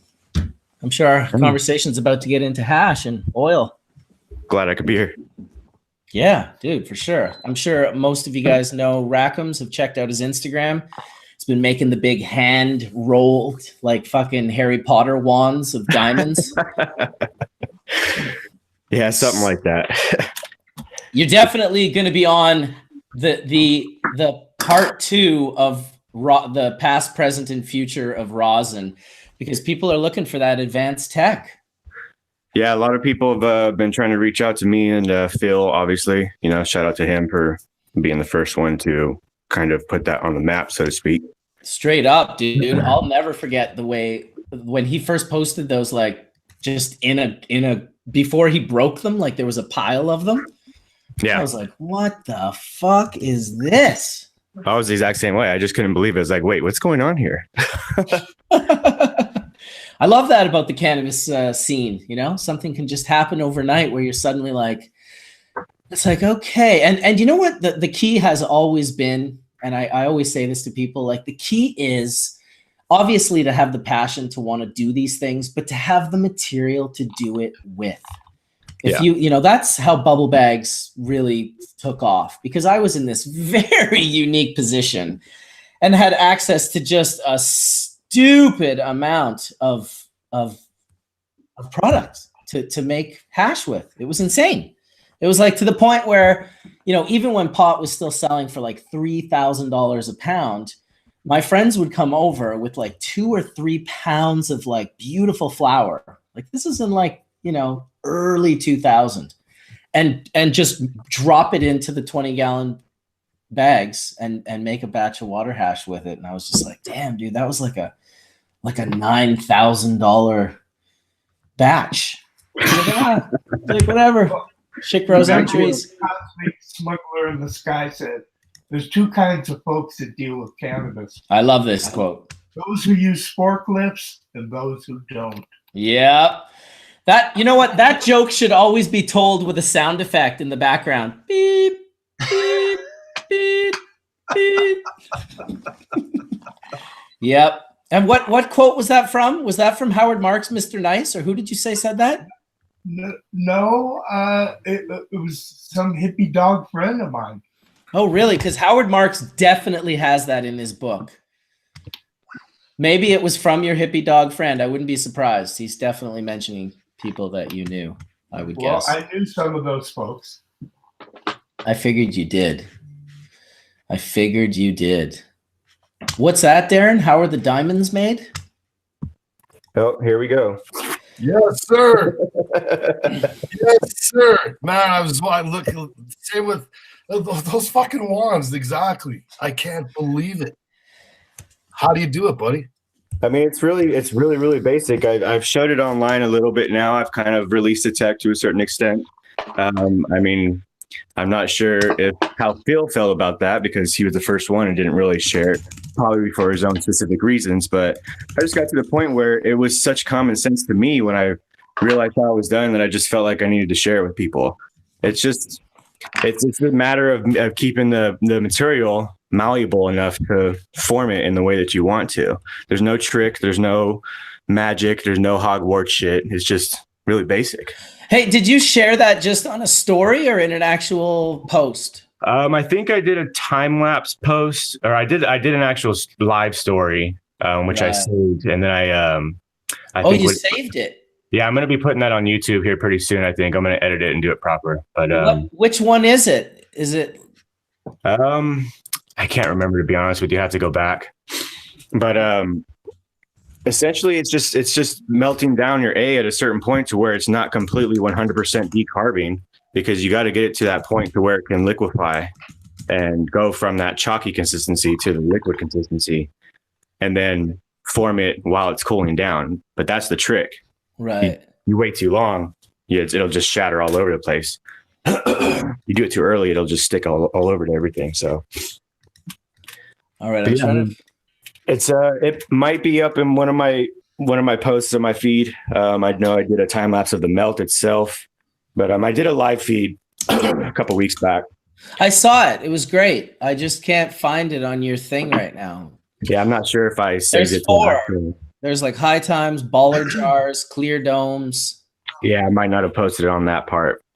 I think I saved it to my phone so I could eventually put it up on YouTube. Oh, yeah. Okay. Because I would have screenshot it and shown it. But yeah, it's pretty damn cool. I mean, you could give them the quick breakdown. Yeah, I mean, it's pretty. I mean, are we talking about the whole separation process or just the diamond part? Yeah, I don't know. Do you do THCA separation, D? No, I haven't, but I'd love to hear the whole process, the THC separation, THCA separation, and the diamonds. If you want to share it, brother. Yeah, I mean, I don't really mind at this point. I mean, if everybody could look at my feed, essentially, I mean, because the amount of people that I follow, a lot of people are starting to pick up on it. So, I mean, everywhere from covert extracts up, I think he's up in Michigan, to people on the East Coast and Southwest, everywhere. Everybody's starting to slowly pick up on the the separation process. It's nice to Do see. you have a YouTube channel under the same name? Yeah, Rakkems rosin. Okay. There's not much on there right now, but there are a few videos. Mechanical separation videos will be coming up shortly. And do you have a YouTube, brother? Yeah, it's Rakkems rosin, same thing. Yeah, because if you do a video, I can help you get a bunch of exposure by posting it and linking it to your account. Yeah, definitely. I definitely want to do a proper time-lapse educational video and not just something of me fucking off, you know? Yeah, totally. Be great. But I mean, essentially the mechanical separation process is taking perfectly good rosin and separating it into two fractions. I mean, when it comes down to it, it's really a consistency thing and a look thing. That's all there is. Aside from that, you give a patient more opportunity to adjust the dose of THCA or THC to its terp profile. So if they don't want as much terps, they can not use as much of the terp fraction, or vice versa with the THCA fraction. What is the upside to it? Is it THCA? Yes, it's THCA. It hasn't converted over yet. Yeah, no, I understand. So yeah, go ahead. So you're basically taking rosin and repressing it and getting THC out of it, and then terp sauce. Yeah, so it depends on the rosin itself. So if you take a 10-gram slab of rosin and it looks like it's kind of shattery and snap and pull, that would work. That would work. Yeah. So if it doesn't butter up, the buttering up, quote unquote, process is what you're looking for. If it doesn't do that, that's the conversion of the actual THCA crystallizing within the rosin under my assumption. So if that doesn't happen and your rosin stays snap and pull and shattery consistency, it won't ever crash, quote unquote, or separate under the press. So it has to butter up. Therefore, it has to have enough terpene content for it to actually get to that stage. That's what I've seen as well. This slab and repress it then, right? Yep. You have to use like a 25 micron or smaller screen. Only the main reason is to hold back that crystallization form of THCA in the bag and allow the terps to flow out. Temperatures? Some serious knowledge being dropped on the world right now, man. A lot of people have been dying to learn this. I've been doing this for the past couple of years. The fractions are what allows you to really get really artful with it, and I think that's the exciting part about it. And yeah, just checked out your Instagram. What you're doing there, Rakkems, is amazing. It's beautiful. So you get it, Darren? You get the wrapping the rosin in a like 25 micron or smaller screen, and then doing this super light, low temp press. Yep. Yeah, they call it like a Percy press. I've heard that used. Yeah, you essentially want to bring the plate down. Like a hand pump would be ideal because you can actually control, the pressure of it. A lot of people obviously have pneumatics and whatnot, but I use a hand pump, always have and always will. It's just I like to feel the pressure. But when you're initially starting your process, you want to have your plates anywhere between like 100 degrees Fahrenheit or possibly lower, depending on how viscous the rosin is. If it's more of like a crumbly wax, you can bump up the heat a little bit higher. But I usually start around 100 Fahrenheit or around 40-ish, 43 Celsius. I start around there. Sorry, when he said that. Go ahead, Dee. So the terpene profiles of the cannabis or the resin, and then after you've made rosin, analyzed it, I'm wondering, are the ratios of monoterpenes changing? Do you know? They possibly are. I haven't had testing to confirm that, so don't quote me on that. But they very well possibly are because you're re-injecting heat back into this whole process. So, Sam, they have to be changing based on science. I mean, monoterpenes all have a different. Yeah, different that's range. what I presumed. I just didn't want to make any assumptions. Yeah, no doubt. How long do you press that for on the low temp with the hand press? So now here's the thing. It all depends. Obviously, within the solventless game, we have very, very many variables. We all know that. But with this process, it depends on how much you're pressing. If you're just pressing a couple of grams, I mean, the first press could easily allow you to be done within 40, 45 minutes. But if you're pressing a half zip or an ounce or more, that's going to take you quite some time to get all that terp fraction slowly removed from the process. So my process, I'm usually doing about a half ounce or more. I use my initial press can be anywhere from an hour to 90 minutes at around 80 to 100 degrees Fahrenheit. Wow. Yeah, that's just the first press. And I base that off of, once again, Phil and other people that I've seen that have made comments along the way, through the progression of this whole process, saying that, yeah, my first press is at 90 minutes, for such and such temperature. And I did the exact same reaction. I was like, are you shitting me? It's just like, so are you timing it along the way where you give it a press with your hand press? And so do you what's your space between your presses? So do you half press, full press? Yeah. So initially what I do is I bring the top plate down to the bag and the parchment and just make it so it's snug. Just really absolutely no pressure, just enough to hold the bag there and start the crystallization process, or speed it up, so to speak, because that's what's already happening when your rosin's buttering in itself. So essentially you're putting it in the press to force this to happen a lot sooner. Just like a lot of people with the new jar tech, it's pretty much what they're doing. They're causing their rosin to crash in a different way a lot sooner than it would have normally just sitting out. Okay. But the first press is usually around, I'll start it, and then around 20 minutes to a half hour, I'll, at least nowadays, I've been bumping up the pressure a little bit. Obviously it's starting to flow. Things are starting to change. It's starting to sweat is what I like to call it. I'll bring the pressure down a little or up a little bit. Not much, but like a half a pump or so, just to kind of keep it flowing.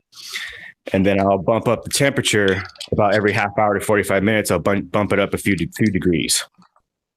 And this is also, once again, the slow process for, like, if you have a rosin consistency initially starting out, that's kind of like more of a sugary butter that's more malleable and not so crumbly, like a wax consistency. If it's kind of like a thick peanut butter, but still has those crystal, like sugar consistency inside the rosin, that'll work, but it's going to take a lot longer because that's going to want to be forced out of the bag, which will cause issues in the long run for your terp fraction. Okay. So the end game here is to pretty much hold back that single cannabinoid in the bag as long as possible and allow everything else to flow out. Okay. And then before, I was using multiple presses. I was using not multiple presses, but I was doing multiple presses with multiple wraps and things like that. But now I've come to find out that I just leave it wrapped in my single or double wrapped 25 micron or smaller for the whole time period. Some of my presses last 6 to 7 hours, depending on what I do. Oh, wow. But that initial point, you want like very little pressure, and you ramp up everything, just like if you're pressing rosin like normal. But this repress process, you want low pressure, low heat, and gradually ramp up over the course of obviously a couple hours if you're pressing more than a half zip or an ounce. Perfect way of putting it. Low pressure, low heat, long time. That's what you just said pretty much. And do you prefer fresh frozen material to have a higher terpene content? Or definitely in this process, from my experience, I mean, I've done mostly dry cured bud hash rosin, so to speak. But I have done live rosin. My recent post, if you look at my diamond formations, they're all from made from whole plant fresh frozen live rosin. The terp profile is definitely a lot more in your nose, so to speak, with live rosin compared to hash rosin. But that's obviously because of the cure point, the cure factor. They're not being one. And Marcus, my favorite rosin, some of them have been made from dry sifted or water sifted heads. And mine as well. I'm wondering, is there a way to completely knock off all of the resin from a fresh plant that's frozen or something? I've heard about, the nitrogen tech but that grinds up it pulverizes everything. not only the resin. And I'm trying to keep the resin head intact, but liberated from the frozen mass. I'm just trying to figure out a way. Yeah, I haven't seen anything that extracts in pure form. And the problem with getting a contaminated product with like a dry ice or a nitrogen is that you end up with this contaminated, very fresh sort of, head that's willing to butter. The head has got moisture in the wax membrane. It has not been dried and cured. And therefore you would really need to figure out a way quickly, I guess, maybe right into a freeze dryer. And then, once all the moisture is removed from it, you could potentially do a variety of things. But that's seemingly creating a lot of stages to. That has been a new thing that people have been doing. People have been putting their fresh, not fresh frozen, but fresh uncured bud buck down into freeze dryers and freeze drying it. Yeah, and they're smoking it right out of the freeze dryer, like instantly. And they said it's some of the most amazing smoke they've done. Now, I've been curious about washing freeze dried bud. I have yet to try it, but I'm going to probably experiment. So, I think this is really cool that what you're sharing, but also the conversation, because, since you've been talking, there's been at least 3 or 4 people just kind of like in the chat room who just, it's kind of like their shit doesn't stink is how they're acting, and just mocking, 6 or 7 hours. Kind of like that. And in the meantime, it's like, it's people like yourself and Soil Grown and people who are willing to experiment and play around that will make the next great discoveries that these same motherfuckers will be enjoying in 6 months from now. So it's just funny to see how it plays out, where you get people like just kind of mocking, belittling, talking down. I'm just like, dude, it's gonna happen. But let's understand the point that like everything that I'm speaking here isn't law. This is just something that I've learned along the way that works for me. I'm not trying to tell this. I'm not trying to preach this as like a scripture or anything like that. If you can alter what I present to you in a better form, in a faster form, more power. And people have done that. Like Covert, for example. You look up Covert Extracts, he was able to get his I think, converted over in less than an hour. And it's clearer than mine. So he's extracting more terps than I am. And he hasn't shared his tech, which I don't blame him for to a certain extent. But everything that I've learned up until this point, nobody's told me I'm doing wrong. So if it seems to help somebody else, I'm just going to keep sharing it the way that I've been. So people need to understand that this isn't like the be all end all way. Well, no, of course not. That I really love about the industry is that every time something new is introduced, there's always, I'm sit back and I think, what's next? Because there's always something next. It was the pure dry sift, and then the rosining and stuff like that, and now this part of it, and 6-7 hours. I'm thinking to myself, holy shit, that's a long time. Long ago when there was no water sift hash. Yeah. Yes, that was a big one. That was a big one. Both BHO and water hash were made public to one another. Well, I'm sure on a lower level they were both made public to people throughout in a very small way. But how in 1999 is when I released water hash like to the masses. It had already existed on a smaller level, but started getting it out, posting it on Overgrow and Cannabis Culture and Cannabis World and all of these different forums. And then the butane came along in the same way, and it just spread like wildfire. And I'm telling you, I remember being around during that time where, not a lot of people had good hash in 96, 97, 98, but I'll tell you, 99, 2000, 2001, it was happening more and more and more. And it's been happening consistently since then, more and more and more. Like some people that are new to this have come in at a high level of the industry, but don't understand how only 20 or so years ago, there was so many less people actually playing around and making hash. And it was in that experimenting and in that, experience of like having material to play with and make hash and make dry sift and create water hash and learn new ways to dry it and press it wet and make mistakes. All of those mistakes led us to where we are today. So when you think someone's doing something stupid with cannabis and you think they're making a big mistake, you would do best to thank them instead of mock them. My 2 cents. And right after that, I just wanted to tell you thank you for sharing that with us as well. Awesome. Thanks. Yeah, and from my perspective, guys, it's kind of like music. Music is very fluid, and if you bring a rigidness to that, just like you bring a rigidness to science and exploration, you're gonna be bitter all the time, man. It's just there's so many wonderful things out there. Embrace it. Yeah, that's the one reason that I kind of continued with doing this mechanical separation process. Initially, I was like a lot of other people, like, really, what the fuck's the point of this? Like, you're ruining perfectly good rosin. But then I realized that, one, there's a demand for it. People wanted it. And then two, it was started to become really intriguing, just the whole process behind it. And I felt like how I was just thinking in my brain, how can I refine this process even more? Like, how far can we take this? And that's mainly what my main goal was, to see how far I could take it. And I mean, I don't really know. I don't really know how much farther we can take it at this point.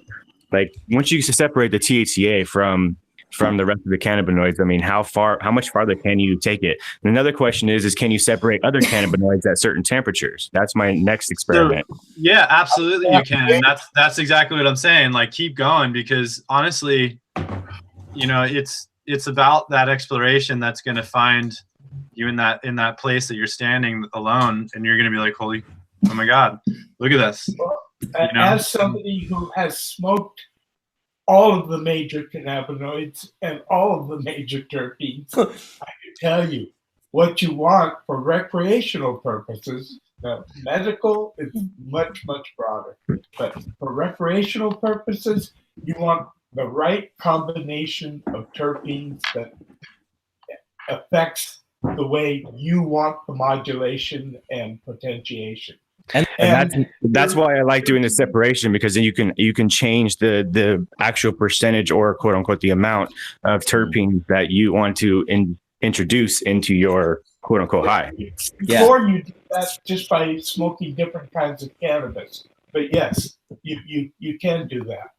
And I mean, THC or THCA, if you're going to smoke it, I'm not sure there's so much difference, because THCA gets converted to THC by the act of vaping it, or so.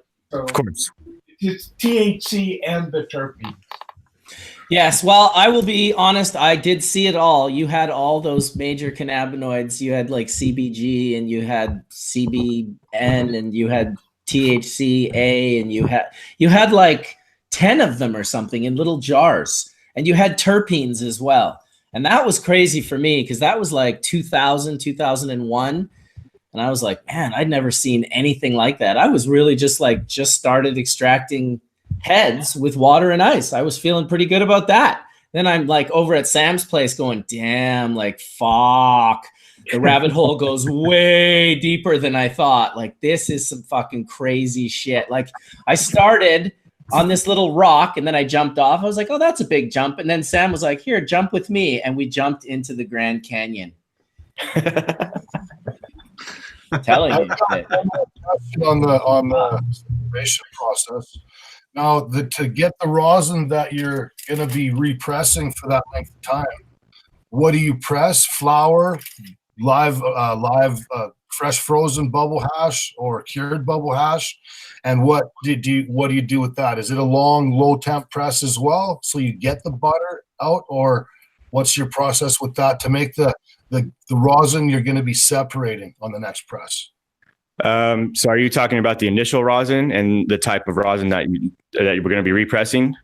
Yes. Yeah, and the starting material you use, your choice of starting material. Yeah, so I mean, as far as compared for I've had this question a lot. So flour rosin, dry sift rosin, hash rosin, live whole plant fresh rosin, doesn't matter. As long as it butters up, I tend to let my rosin butter up on its own. A lot of people will see me do that taffy tech bullshit, like kind of whipping it and pulling it. All that is to bring my rosin straight off the press into the same consistency, or one even consistency, and then I allow it to sit. A lot of people are calling that cold cure now, which is just leaving it at a room temperature cure. with parchment TP'd over it. I allow it to do its own thing and convert, because then I know it's going to work properly in the press for the repress process. If it doesn't convert on its own, stays shattery and clear, so to speak, then it won't work. Right? And that's kind of how I gauge it. Also, have you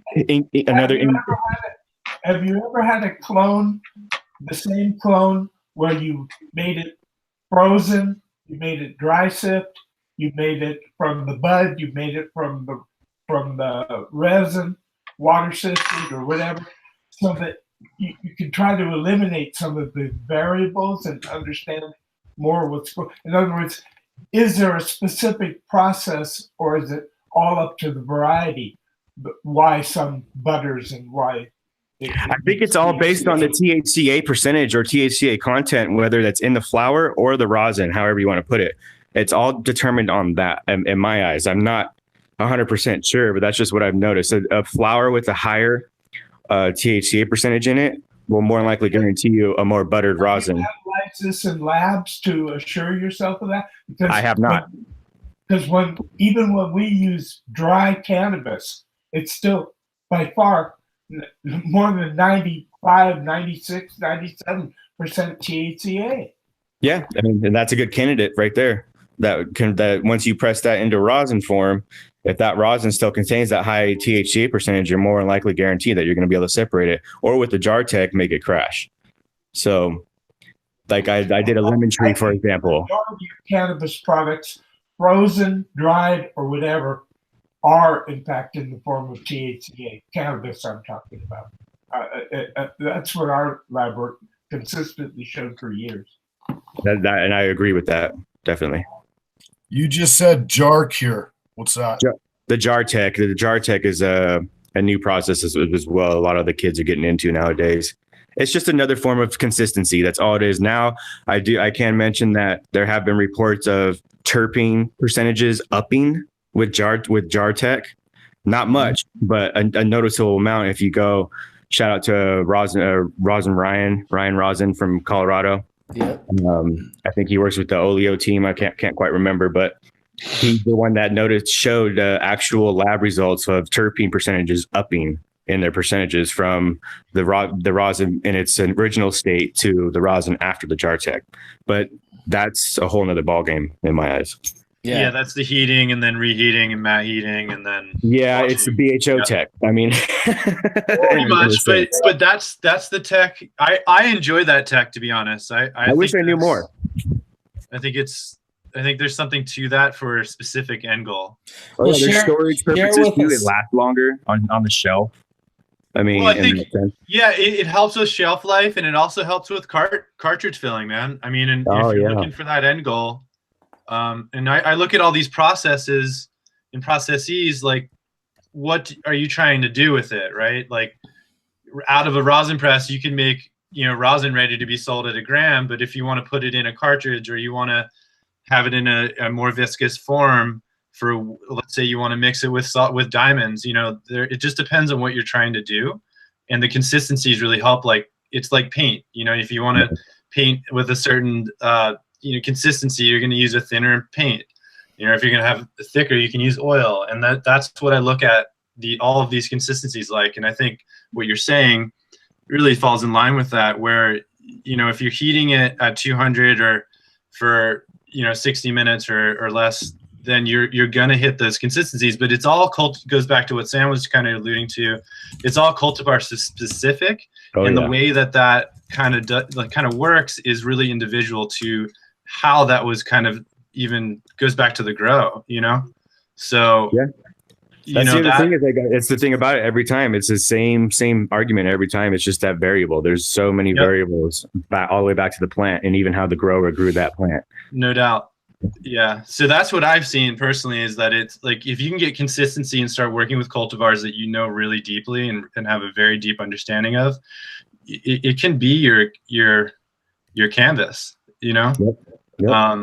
And then that's exciting, I wanted to bring up a quick topic back to like the fresh frozen process. I know a lot of people are kind of having the conversations as far as cure points and things like that with fresh frozen. Kind of the rule of thumb that I've been under the assumption of is like cutting down your plants within 4 hours and getting them frozen within 4 hours is kind of your quote unquote whole plant fresh frozen.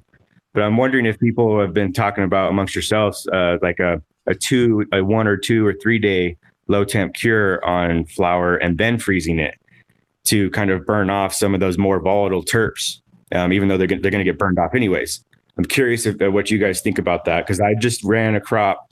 I just took 5 plants. I let them cure for about 2 days at 65 degrees with a slightly higher, or about 60 temp, 60 RH humidity. And then I bucked them down and froze them.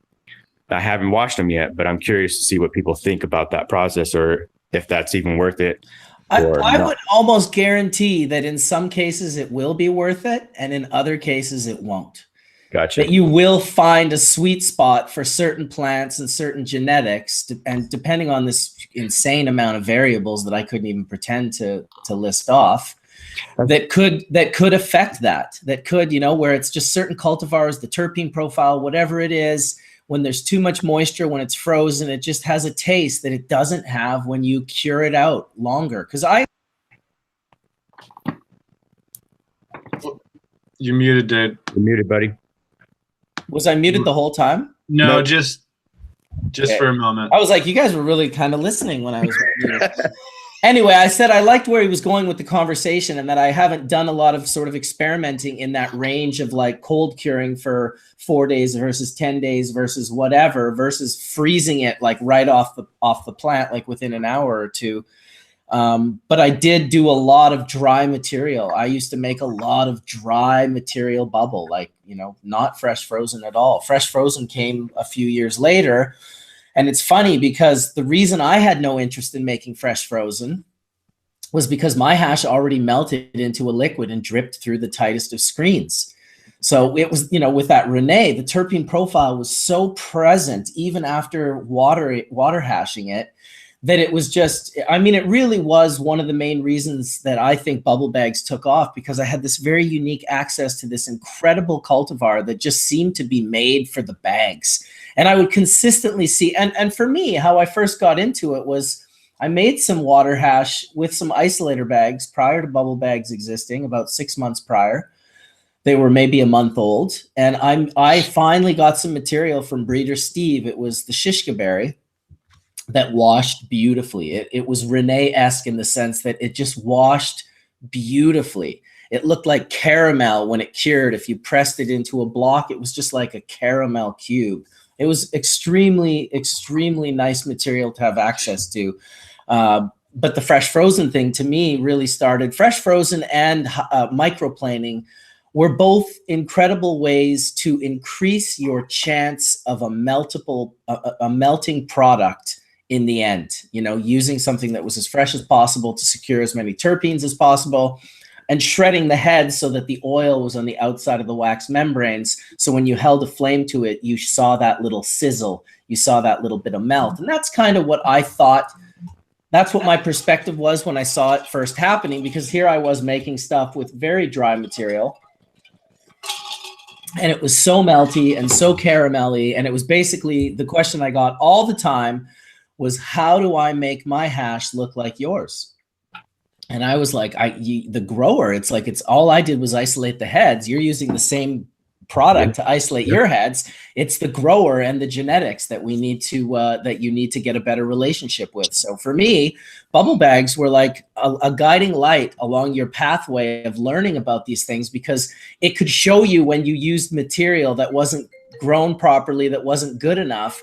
It would show you in the end results, like, oh, why is my hash sandy? Why isn't it sticking together? It's like, oh, because you grew subpar pot, or someone grew subpar genetics and didn't grow it very well. Hey, welcome, Wade.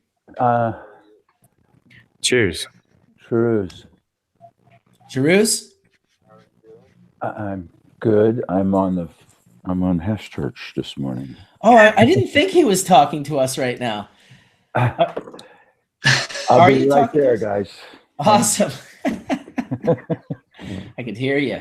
I was like, And damn. going back to that fresh frozen though, so I'm under the assumption that when we first cut down our plants, those heads, and I'm speaking of and thinking about the heads in particular, like the heads are really soft and malleable in a sense that they haven't had a chance to actually the wax membrane build a solid coating or foundation with the cure, correct? Say that again. So like the fresh frozen heads compared to cured bud heads. The fresh frozen heads are going to be a lot softer. The wax membrane not as rigid as say a cured bud. Correct. I would think that you're talking about the cured heads, the wax membrane. Yeah, versus a fresh frozen head. I would assume it would be harder than softer when it was cured. That it would be softer when it was fresh. That it would have moisture in it, and that it was, it's absolutely true, because the same variety, when it's growing on the plant, sometimes the resin almost feels oily. Exactly. You dry it for a week or two, and it feels really thick, greasy. Then you think about like a grape. You dry it even more, and it turns from a grape to a resin. Raisin, yeah. So that I bring that up because going back to the cure process. What's that, Sam? What was that, Sam? I said then they can be worked with and handled easily when they're dry. Correct. So I'm trying to find that happy medium between the fresh frozen and the cured point. That's why I'm trying to do like a 2 or 3 day low temp cure, because I feel like in my head that those resin heads, the wax membrane will that just a couple of days will allow that to kind of solidify and also keep that terp profile of the fresh frozen to a certain extent. That's also the reason why you want varieties when you grow them that are so damn terpene rich, loud. Yeah. Because after you dried them and you cured it for 3 months in a box, it's like a raisin, but it's still really terpene rich inside that wax cuticle. Ain't that the truth? Yep. I'll tell you, the first time I smoked Sam's hash and it was just bone dry, and it was just like, I was just like, how is this going to have any taste? It was like a flavor explosion in my mouth. And it was the highest I ever got in the shortest amount of time. Like instantly, I was just like, wow, like I am home. This is that's how this Amherst diesel is for me. This Amherst diesel from Humboldt Seed Organization. Holy shit! I originally thought it was a cantaloupe Kush. It like on the vine, so to speak, on the stalk, it smells like a ripe cantaloupe, and it's Amherst sour diesel. So I'm not sure what the cross is exactly, but that's what I have here with the 2-3 day cure on it. I've done a full 2 week cure, and I've done it fresh frozen. So now this is my middle experiment. We know that all the processing, curing, and everything, of course, it changes the terpene profile, because the obvious, easy example is think how much it changes the last week or two before you harvest it. Yep. It gets into that old school versus new school, and I remember I can't remember his name now. He had a seed company. It's crazy that I can't remember his name. Dutch? No, he was an American. Tony. What was Tony's company's name? Sagamarta?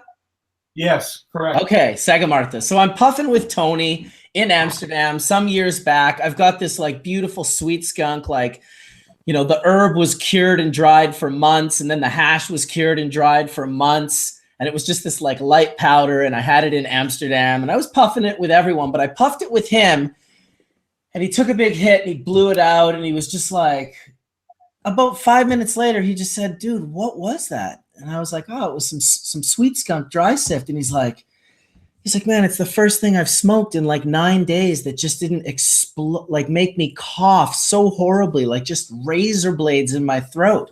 And I was like, yeah, like when you cure out those lighter terpenes, those first batch that are just, they're just harsh, which seems to be what nowadays the younger people are wanting. They want all of it fresh, frozen, live, living in the plant, smoking it, so they're just like turning red and coughing. And I've been on both sides, so I see it, but I really appreciated Tony seeing it and appreciating it and saying, man, I'm telling you, that was like the most enjoyable thing I've smoked all week.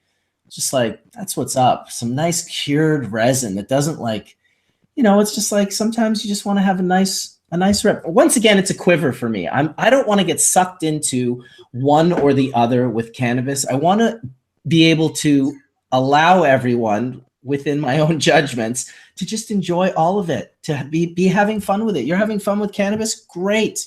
You're playing around and experimenting? Awesome.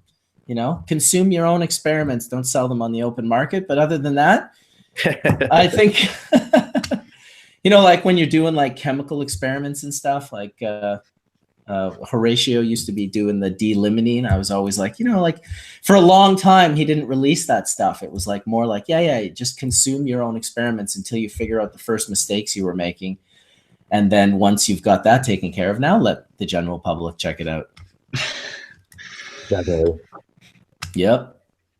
That's what's up. Fucking great conversation today, everyone. Couple of hours burned, not too bad at all. I enjoyed it. I think we'll cut it here, but maybe plan. Oh no, Wade's back. We got to do some more time for Wade. Are you hanging with us this time, Wade? Nevada County. I am. Having trouble figuring out why my device won't let y'all see what I'm doing this morning, but I can talk. Good morning. Good morning. I was just about to wrap up Hash Church and you came back in, and then I was like, we're going again. It's like the lifeline of the show has been pumped right back in. Oh, thank you. And we want to hear from you, man. What have you been up to? How are things going? Things are pretty exciting here in Nevada County. Still trying to figure out what to do about the fact that Governor Brown vetoed the Compassionate Use Act, which has been a real focus of our activity for the last couple of years. Such a ridiculous thing. It is a ridiculous thing, and I, quite honestly, what I and the other folks that are helping Forrest are doing is we haven't really stopped doing what we were doing.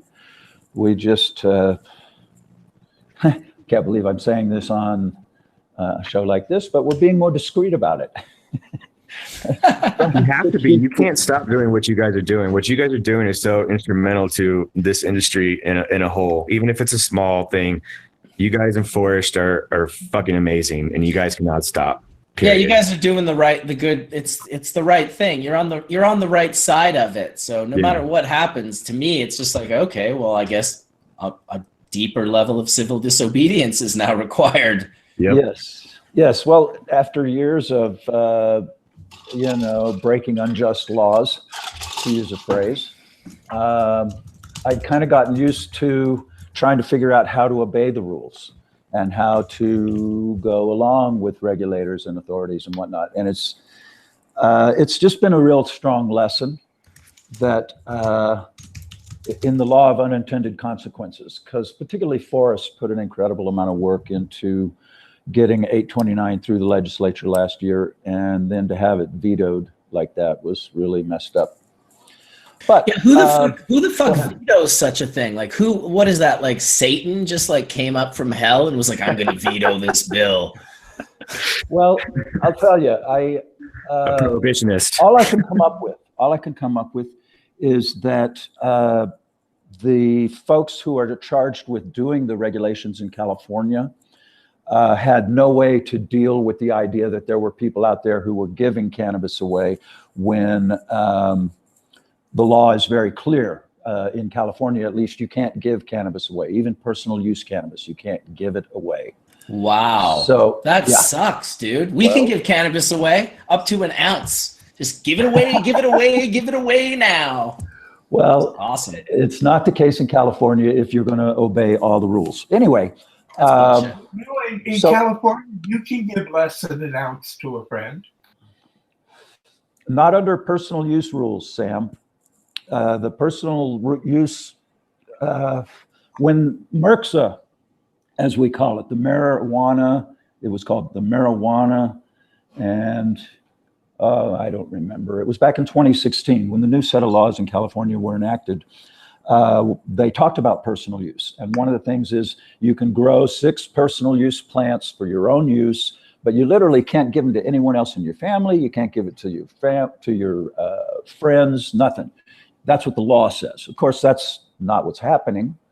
But And my take on it is that the folks in charge of regulation, the Bureau of Cannabis Control, the Department of Public Health, and the Department of Food and Agriculture, who are the folks to do with the cannabis regulations in California, basically said to the governor, you can't do this to us. You can't sign a law that goes totally contrary to everything else we've been doing for the last 2 years. Veto it. And he did. That's all I can come up with. So, Wade, technically, you maybe you are correct because you're living there. I'm not, but it makes no difference because if somebody comes to your house and you give them less than an ounce of marijuana as a gift, and then they take it with them, they can transport it legally because it's their marijuana as long as they just keep their mouth shut. But we're talking about children right now, are we? We are talking about children, and we're not talking about people who are getting an ounce of flowers. We're getting. There's no way to enforce it. In fact, if a person just says it's their marijuana. True. A lot of what's going on, that's true. But particularly in the cases that I'm talking about, we're not giving anybody trimmed flowers or bags of bud. They're getting oils and preparations, formulations, where we take concentrated oils and mix them into other things to make products for their needs, basically. You know. So anyway, and we had a whole chain of custody, a whole group of folk who were helping this to happen, and a lot of them are trying to get permits, and so there's this whole funny thing going on in the work right now around what we're doing at a local level, and I probably shouldn't say this as well. There is a thing in California law that allows for compassion gardens, but local ordinance has to include it. So we're working on that front right now at the local level, and at the state level, Senate Bill 37 is already in the books and working its way through committee. I think it is Senate Bill 37, which would basically reestablish the compassionate use program. So that's kind of where it's at the moment. Forrest and I are, because of all of this craziness, Forrest and I have actually submitted an application in Nevada City to do the simplest form of manufacturing, which would allow us to do formulations and make some of the things that we've done in the legal framework while working with other folks who are in the legal framework. And it'll probably be the end of this year before we have license and actually can operate, but we've started the process. Is that the simplest form? So are you speaking of like a type 6 or type 7 with solvent based? Type 6 with just formulations, no extractions at all. Gotcha. So we'll be reaching out to some of the folks that have the manufacturing licenses in order to secure some of the oils that we need. We'll be working. Because even in Nevada County, there's not too many people even allowed to have those under my assumption, right? I mean, as far as manufacturing licenses and whatnot. Oh, that's totally true. I'm really close to you, so I can't wait to link up. I'm actually in Placer County. Oh, dude. Well, who's Rakkems? I don't know. Rakkems, yep. Okay. Dude, you gotta. Hey, who's that little guy behind me? That's beautiful. Speaking of children, yeah, please, Marcus, hook us up. Let's know. Absolutely, he'll bring his Harry Potter wand over. Sounds great. That's great. Yeah, there might be things that we can help each other on to get, because I want to continue or help continue that what you guys are doing as much as possible. As far as veterans and children, I mean, they need as much help as we can offer. So yeah, true that. Yeah, the vets. That's a whole nother conversation that needs to happen. It's fucked up. I don't want to take up everybody's time, but I heard a story the other day, speaking of vets, that really was infuriating, and it's a good example of how the California regulated market is working. I met a guy a couple of days ago. He's 100% disability from wounds received in Iraq. His wife is 90% disability for the same thing. They have a child who is challenged health-wise. And they live here in Nevada County. They bought property. Long story short, they applied for a permit. I haven't got all the details, but one of the things that happened is because, yeah, I don't want to, let's see. Anyway, their property was recently reassessed for the improvements they had made. They still haven't gotten their permit, but meantime, they've had to shut down their operations. The valuation on their home went from $300,000 to almost $500,000, which meant their property taxes went up dramatically right at a time when they're trying to get into the system. And basically they're looking at having to move, sell their home and move because they can't afford the property taxes for the place that they're in. And these are 100% and 90% disabled veterans with a health challenged child basically being run out of the market. That's the way the regulated market is working in California. And a lot of it has to do with state regulation and local jurisdictions. Local jurisdictions have all kind of choice about how they want to treat cannabis in the regulated market. Your city and county regulations or regulators are like the ones you got to jump through first, correct? That's absolutely right. You have to get your permit locally before you can even talk to the state. So yeah, so that's different how they're approaching it out west than they are out in the East Coast in some respect. I mean, some states we call it a check the box state, and then you have to go to the local component, and the other ones are just pitting you, blind tests, which are not healthy for anybody, because people that are unfit to be operating with intentions that have nothing to do with patients are the ones that are winning those licenses. So it's a double-edged sword out there, Definitely. So I see some show and tell happening. Yeah, my fucking camera sucks, but I'm just trying to show the before and after of what the diamonds kind of look like. Oh yeah, hold it more in the middle of the frame. Mm-hmm. It's not just your camera that sucks; it's your placement that's seriously fucking off. Bring it up. Bring it up. There we go. There you go. Boom! I'm new here, guys. That's beautiful though. That's great. Nice color to it. So time out. That's your wands broken, or that's like crashed in the jar? That's the wands broken down. So this is the original rosin. Yeah. It's a whole plant fresh rosin, and then this end. I wish I had a flash on here, and then this is the terp fraction mixed with the THCA crystals or diamonds, however you want to call it. Great. Right. Beautiful. Love that amber. So on that same topic, I think Marcus, you and I talk about amber color versus clear color versus caramel color versus everything. Yeah. And I think that's been a conversation as well. do we believe that clear rosin is a better, superior product over aged amber heads? I mean, for me, I just agree that if it is when I smoke it, then it is, and if it isn't when I smoke it, then it isn't. I don't think I could base anything. Thing, right? Yeah. Absolutely. I think that color has nothing to do with quality. Well, it is oxidization of THC. Sure. That can be good. But that said, I prefer dried and cured dry set resin. So then it can be good. Well, yeah, exactly.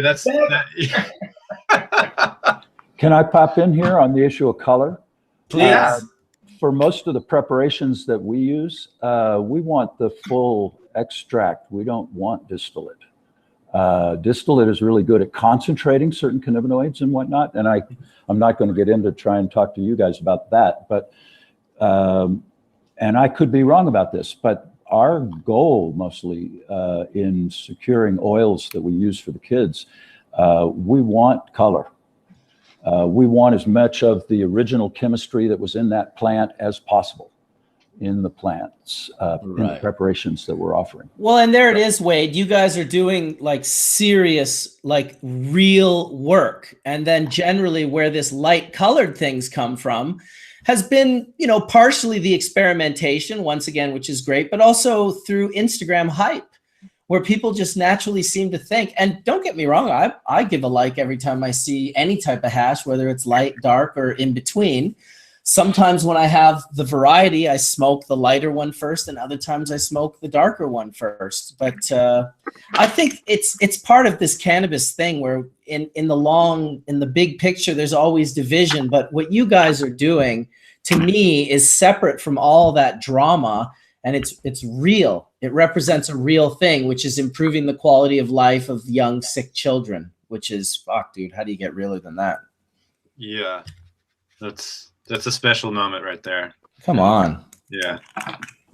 Well, thank you for that. And we've just, I throw it out there because I hear a lot of conversation about distillate and clear and how important it is and how that's what's got to happen. And I kind of just am stuck with this, the realization that we see dramatic differences between different cultivars. Identical preparation, identical manufacturing, everything's the same except the cultivar we start with and what we end up with is different because the chemistry in that original plant was different. And we see dramatically different results, particularly with some of the kids with epilepsy. It's just, I think at least part of what's going on is there's so many things going on in the cannabis plant. In addition to CBD and THC, there's other things going on. And of course, the terpenes play a huge part in it.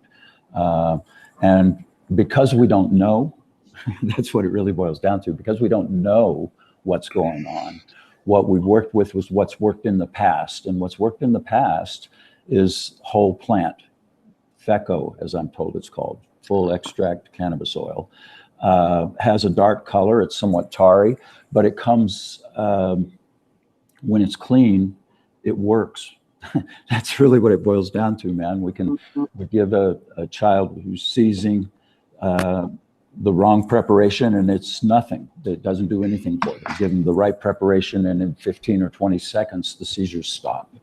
Right, which now what you just said is an incredible, important thing to focus back on, why the industry might not need as much distillate as there is and how it's all caught up in saving badly grown and poorly, pesticide managed material. There's also a value in monomolecular, in distillation and in monomolecular isolation of cannabinoids, because then the scientists can play around and do their experimenting and playing around with mechanisms and how they work in the brain and figure, or even simply put, figure out a formulations where, you find something that works. If you can break down what that is you're giving them into components, you can recreate it with the same plants, doing your own extractions, making sure that the ratios are identical every time, because these children have such a sensitivity to any variation of cannabinoid and terpene change that you could create the same thing for them every time. So now they don't ever have to, worry that maybe is this the week that we're going to get medicine that didn't have that same profile. So I see the value and the importance of both of them personally. No doubt. And I just can't be divided in that. I had the conversation, I think it was with Cece from Eden Labs. She's quite a proponent of full spectrum medicine as well, which I am as well. I just also simultaneously argue for the importance of monomolecular isolates and distillates as well. Also, Yes. what is a full spectrum? Because the plant, the cannabinoids are not really dark in the plant. It's when they've been degraded from oxygen or storage or heat or light. That's when they become dark. Yep. So, I'm not saying that a little bit of CBN isn't good for some patients. I'm just saying that, full spectrum isn't for everybody, maybe. Whatever your illness is probably determines what it is that's going to help you out of that full spectrum. Exactly. And it won't just be a full spectrum. It'll be a version of the full spectrum that once was versus the footprints that are now present from all of those variables and more that Sam just mentioned. So that's where the value comes into play, that, these kids, they cannot be, we need to do that work. We need to figure out the ratios that are right for the right people, and then to be able to create them cannabis-based derived, so not going outside of cannabis to recreate the profile, but recreating the profile from specific distillations and isolations that you've created that you can now take and put together and create exactly what was over here. Still cannabis derived, not fucking genetically modified, plastic, weird, you know, like yeast grown on whatever. You can also breed a variety of cannabis for any terpene or any cannabinoid expression. And if you grow at identical conditions every time, it'll be identical. Identical, right. That's a good point, Sam. And you know, I love this conversation because it talks about how, you know, we're demystifying a lot of this opinion, and data really is, as we're kind of talking about it, what's right for you is so individual right now that we're not even to that point, like you were talking about, Marcus, that we are able to clearly give someone a roadmap to what an ailment might need for them, you know, to combat that, you know, like, oh, this, you need X amount of CBG and CBD versus with a touch of THCV, and that's going to be it. Like, we're so far from that, you know, but it's planting those seeds now to allow us to flourish in that way, and to really, you know, get younger minds involved and to take it to that place, you know, in the years to come. But it's, you know, Sam, I'm sure you've seen with work on your path, you know, great clear oil, bad clear oil, great brown oil, and bad brown oil. Yeah, pure THC, to my amazement, and I found this out when must have been in the early 90s. Yep. Pure THC is clear. It has no color whatsoever, and it has a sort of a thick, oily texture, kind of like super glue. Mm-hmm. And if you put a big drop of it on your tongue and you rub it around, it has no smell, no taste. I mean, whatsoever. Every cannabis product, the more concentrated it was, it always had at least a really bitter, peppery taste on my tongue, like honey oil. I see. That makes sense. Now, pure. Same with THCA as well. That has the same same weird, distinct. Even though it's not supposed to have a taste or a smell, when you ignite THCA just by itself, I've noticed that you get a weird, distinct, like, aroma in your mouth and taste. Even though you're not supposed to, it's just like it's specific to that cannabinoid. Well, but there's a difference too. What you're producing probably like Sam, you're talking about lab grade THCA. Correct, yeah. There will be the difference. I would almost guarantee would be in the fact that little bit of extra that they're getting out in the lab of terpenes, of other things, like it's not, you know, would probably make that difference. Oh, correct, for sure. One of the things I'd like to pop in here with, as I'm fully in favor of the pursuit of THC and THCA in its purest forms. I love it very much myself for my own use.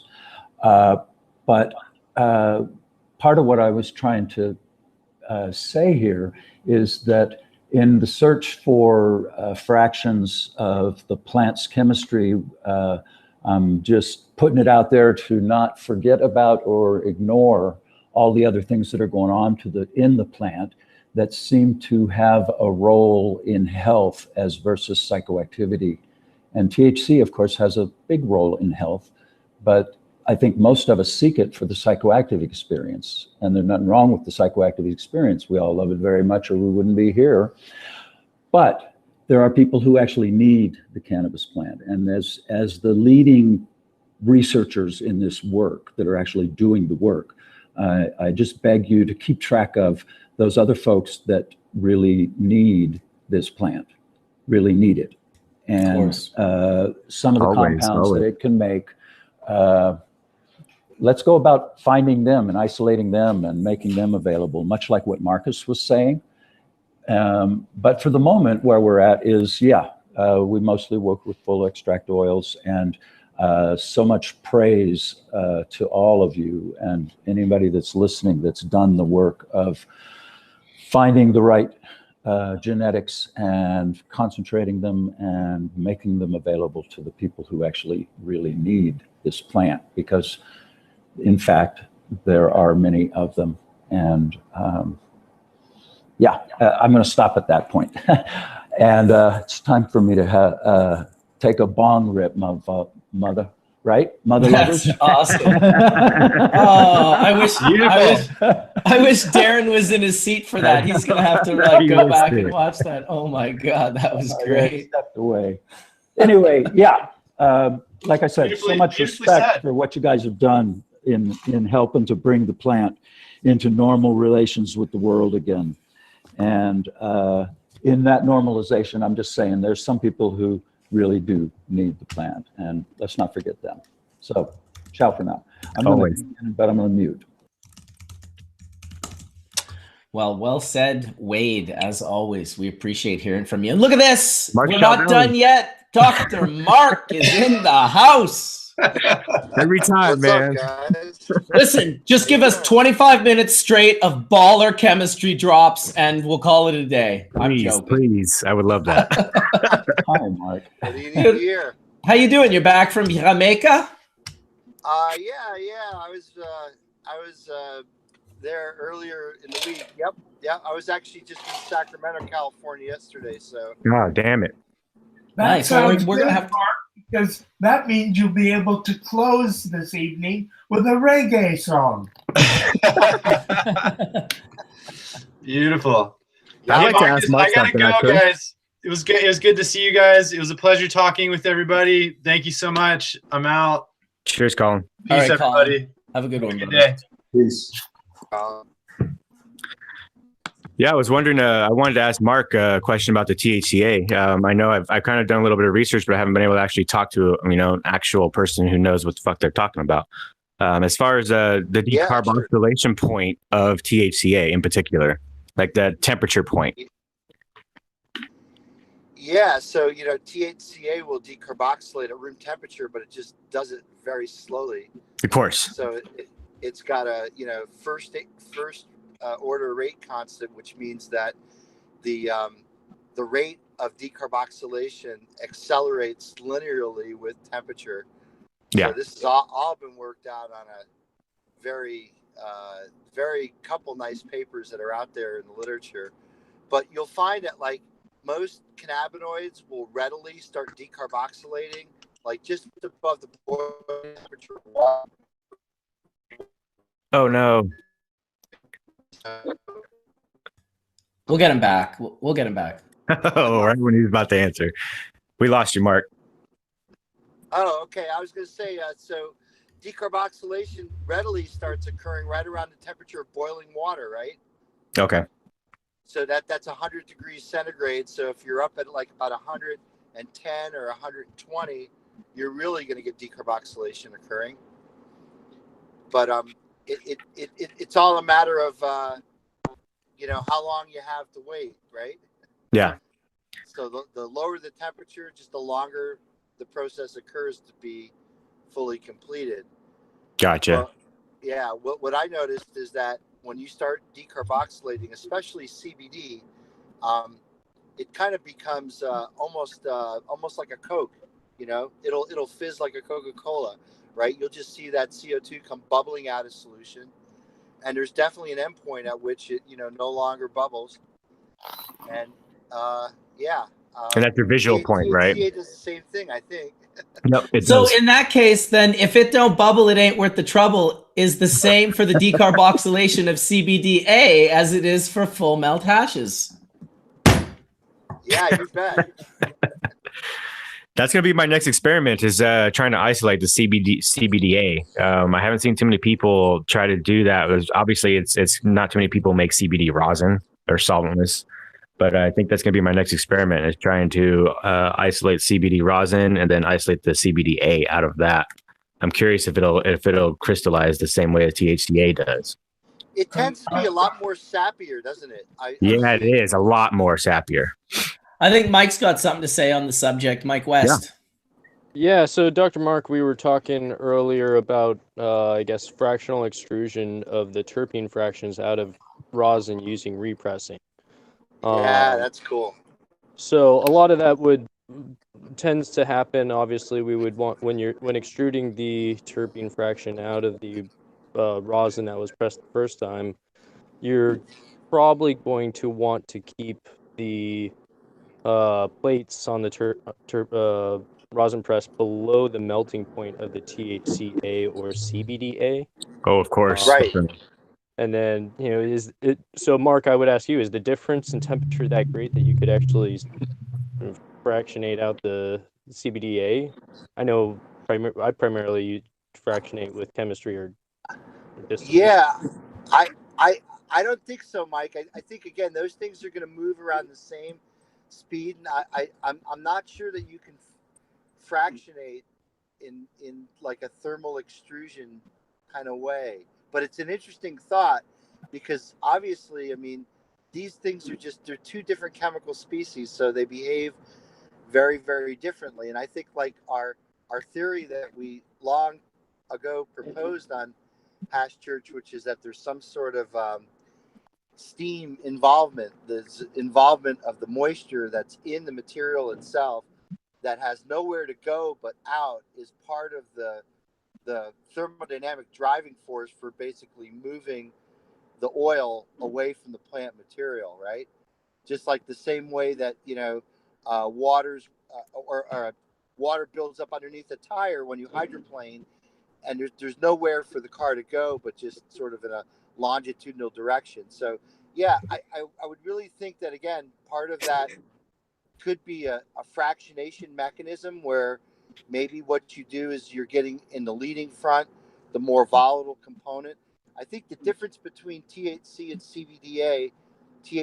CBDA is still about 10 or 15 degrees, but I think that you could potentially maybe leave the THC, or I'm sorry, leave the CBDA behind and push the THC out, But I don't know that anyone's actually done that, right? Or just use a CBD cultivar that has almost no THC in it.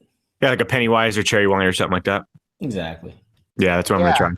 Yeah, there's a lot of people thinking about how do you make those oils less hot, because that hotness, again, the dirty secret is you have 0.3% THC or below in the plant, but as soon as you concentrate that oil, correct. The THC number goes through the roof. So there's a lot of people who are trying to figure this out. Chromatography certainly works because the difference in the polarity between CBDA and THCA is sufficient enough that you can get decent separation on preparative chromatography. So that seems to be the way right now. I thought what we'd find is that you could somehow crystallize the THCA and leave the CBDA behind, but that doesn't seem to work out too well. Because again, CBD there's so much other prefers to shit that's coming crystallize up in that an alkene. crystallization. I'm sorry, go ahead. CBD prefers to form crystals as opposed to THC in an alkene. Well, CBDA is also a crystalline solid, but it's less crystalline than I think THCA. And I think part of the reason why is because there's a rotational degree of freedom in CBDA, because you've unstitched that third ring, right? It's not a tricyclic structure. It's only a bicyclic structure, and there's rotational degrees of freedom there that, again, makes it a little bit more onerous to crystallize. But so I'm wondering at a lower temperature if you'd be able to make that crash, so to speak, under mechanical separation versus like the higher temperature with THCA.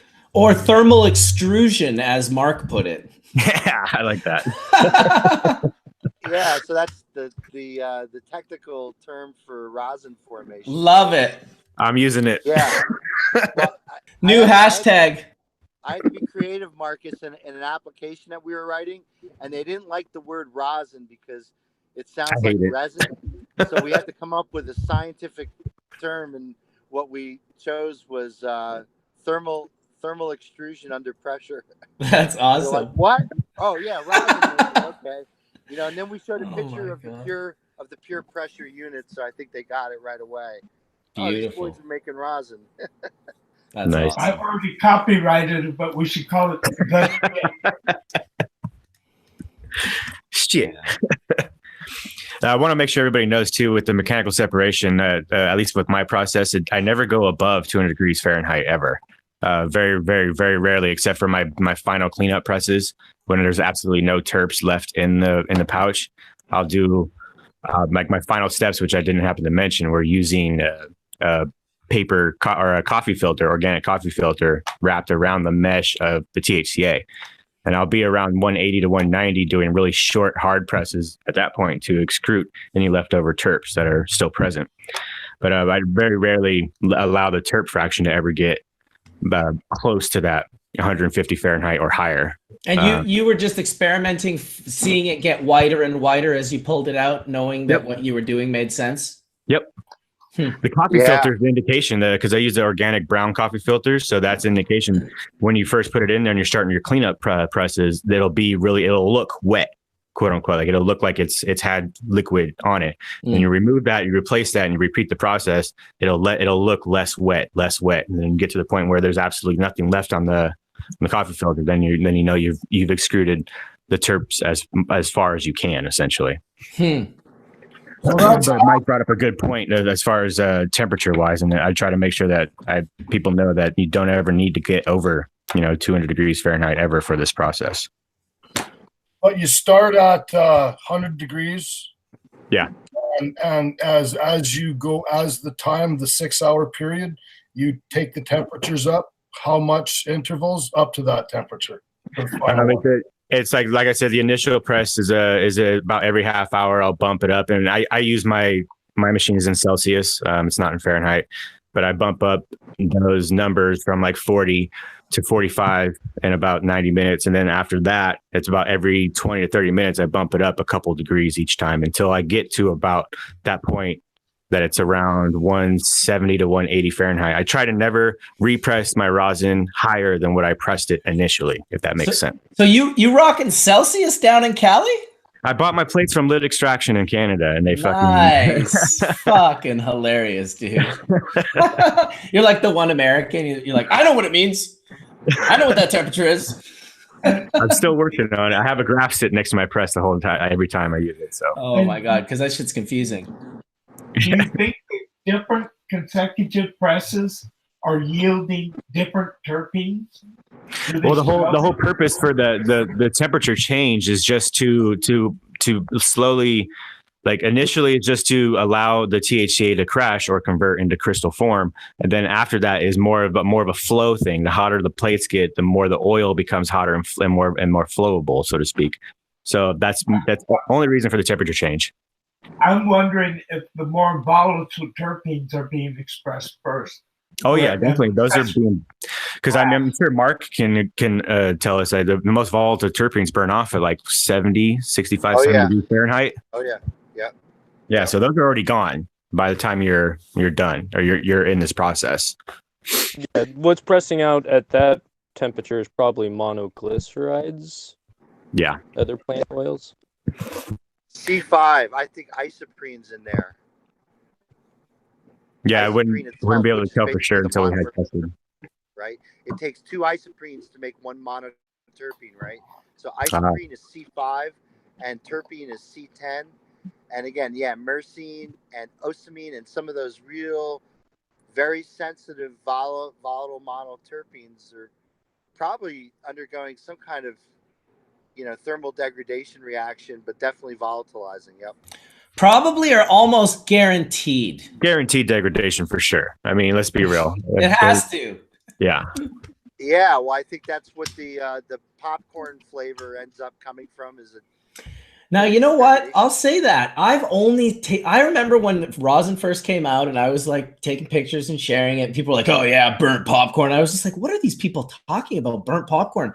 I've smoked a lot of rosin. I haven't smoked any burnt popcorn. And it wasn't until I think it might have been that fucking press you did accidentally, Darren, when we did the Celsius Fahrenheit mistake, which was what I laughed about earlier when Darren was asking about temperatures. because I'll never forget. This is the thing about Celsius and Fahrenheit. It's as confusing as fuck. It's fucking ridiculous. I get my press from an American company and it's in Fahrenheit. So when he asks me, hey, what temperature are you doing that at? I'm like, oh, like 200 or whatever, like 190 to 210. And so he slaps this thing into Celsius and fucking goes up to 220. Well, dude, I almost pissed myself. It was spitting rosin out. Like he said it was on his shoes. It was like on his fucking shirt. Dude, I'm telling you, we had a fucking good laugh about that, Darren. Although that sucked in the sense that that was the fucking a lot of nice, beautiful product that got ruined. But once again, experimenting, right? You got to learn this shit. I felt bad. I was just actually following instructions. Exactly. Totally, dude. My little GoPro, the lens, the holder, everything was all covered in rosin. Like it was just. My first trip, I did the same shit. Same shit. Oh yeah, you did that too? Well, my first press, I bought this shitty ass PID controller that ended up being like I was pressing at 200 degrees Fahrenheit, but in reality, the PIDs were pressing almost at 300 degrees Fahrenheit, and it was not saying that on the actual readout, so I had no fucking clue. And we went to go press a half a zip of hash, and sure enough, it just started spitting all over the place. Oh. This is the very first press, and my buddy, who was going to be my partner in this, literally that day said nope, and then I'm not doing this. Like he was over it just by it was about 2.5 years ago. Jesus. I was doing some lab work in Amsterdam here. And I had a Van de Graaff generator. I purchased a full-size Van de Graaff generator, not a big giant one, but it was about 3 feet tall. And I turned it on and poured 100 grams of resin on top of it to see what would happen. And it charged and flung itself and stuck to all of the walls in the whole office. Oh my God. Oh, fuck! 100 grams. Oh, yeah, geez. but it was no problem at the time. Yeah, for sure. I get you. But still, now it's like, fuck, I wish I had that 100 grams that's all over the walls of my office right now. That was like a friend, one of my longtime friends, Ron Hickey. He had gotten this like, I think it was like 1 kilo or 2 of this like red oil. And I can't remember where it was from, like India or something, made with hash. And so I guess the guy wore it in like it was squished in hot into a plastic thing that went around his body or something. And so they froze it, and then they opened the thing and they had this oil and they wanted to put it in a bowl, but the bowl was too small. It was the biggest bowl they had. So they kind of were bending it just a little bit. And as they were doing that, it shattered. And he said there was oil everywhere, like all over his kitchen, everywhere, on even the underneath of his table got some on it. He has no idea how. But that was that made me laugh too. Like some of these mistakes we do. Holy shit. You know, Marcus, I wanted to tell you, we went into a dispensary called Kaya down in Jamaica. Oh, yes. I know the people. Yeah, so they actually had a dab bar in there, and they had a little rosin press. And that's what they were doing. They were giving out dabs of, well, not giving them, but selling. Dabs of rosin. By 5 dabs for $10 or something like that. That's hilarious. Yeah, just rosin. I mean, that's the only concentrates we saw down there. That's the Bob Marley. That's the Bob Marley brand, isn't it? The Kaya. Yeah. When we went in there, it was such a cool place. It was a dispensary, coffee shop, and gift shop. You know, I mean, they totally play for that tourist dollar. And yeah, there was like jerk chicken hot sauce there that was Bob Marley branded. A lot of Bob Marley branded stuff. Yeah, that's the Bob Marley brand, Kaya. So those are the people that run that. That's awesome. Yeah, so it was definitely a good trip. And you know, we went and visited the University of the West Indies and saw that grow. I saw you went to UWI. Yeah, that grow is beautiful. You know, lots. What an amazing spot to have a grow, hey? Unbelievable. Yeah, I mean, right on the fucking campus on the second floor on that tower thing. Yeah, totally. I mean, I think that, I've been trying to get a gig down there to basically put in an extraction lab, but we're sort of still in the works of that. But I'll keep you posted on what's going on there. Beautiful. Well, we're still, we want to talk to you up here in Canada eventually here as well. Hey, bring me up. I'm ready, willing, and able. Well, we'll start with a conversation for sure, but we definitely want to, Mike's working with me on the Embark project. Right. We both had a talk of definitely getting Dr. Mark up here for a conversation. Yeah. I got a labs. I got a room set aside. Yeah, we got to hydrogenate, right? Hey, so fume hood, glove box, refluxing, roto, anything else? I guess we can talk otherwise. Yeah, let's talk offline. But yeah, I mean, all those things. Yeah, totally. But Cool. yeah, I'd love to come up and see it. The other thing, Natasha invited me to, I guess the Canadian Chemical Society is, I guess, having now a session on cannabis. I think this is in Toronto, or are you sure? In Quebec City, I believe, okay. Marcus. I think it's in June sometime. But again, the fact that they're actually having a conversation about it is really cool. Yeah, might be worth us heading down there too, Mike. Yeah, I mean, we need to have more opportunity for chemists in this industry. And, the fact that the American Chemical Society and now the Canadian Chemical Society are paying attention to this, I think is pretty substantial, because these chemical societies are the ones that basically not author, but they're the ones that basically publish research journals. And those are the kind of research journals that are going to give credibility to some of the R&D that's going on in the industry. So, yeah. You're talking about Now Sam, the Now Sam group, or so I was asked to speak at a group of, what was it, National Association of Scientific Materials Managers, and it's all the lab chem departments and bio departments at different universities, because there's a lot of interest at those universities to start doing research, but a lot of the researchers aren't able to do the research on campus because of the federal IND issues. So yeah. I've worked with a couple of companies that have applied to supply NIDA, but until the DEA starts actually issuing DEA and NIDA start issuing licenses, the supply is kind of limited. So a lot of the university researchers are actually doing research with independent labs. But there's, I mean, as federal law changes and as places abroad allow that shit, we're going to be able to do research at uni levels, be able to create formulated cannabinoid stuff for double-blind placebo trials. Right now, we unfortunately have to do that abroad, but as laws change, we will be doing that research across the U.S. as well. Well, fortunately, I mean, we know how biologically significant these molecules are, so the cards are stacked in our favor, because all these diseases that are mediated by the endocannabinoid system, I mean, these compounds are all really important, in treating those diseases. And so, yeah, I mean, question is, where do you start, right?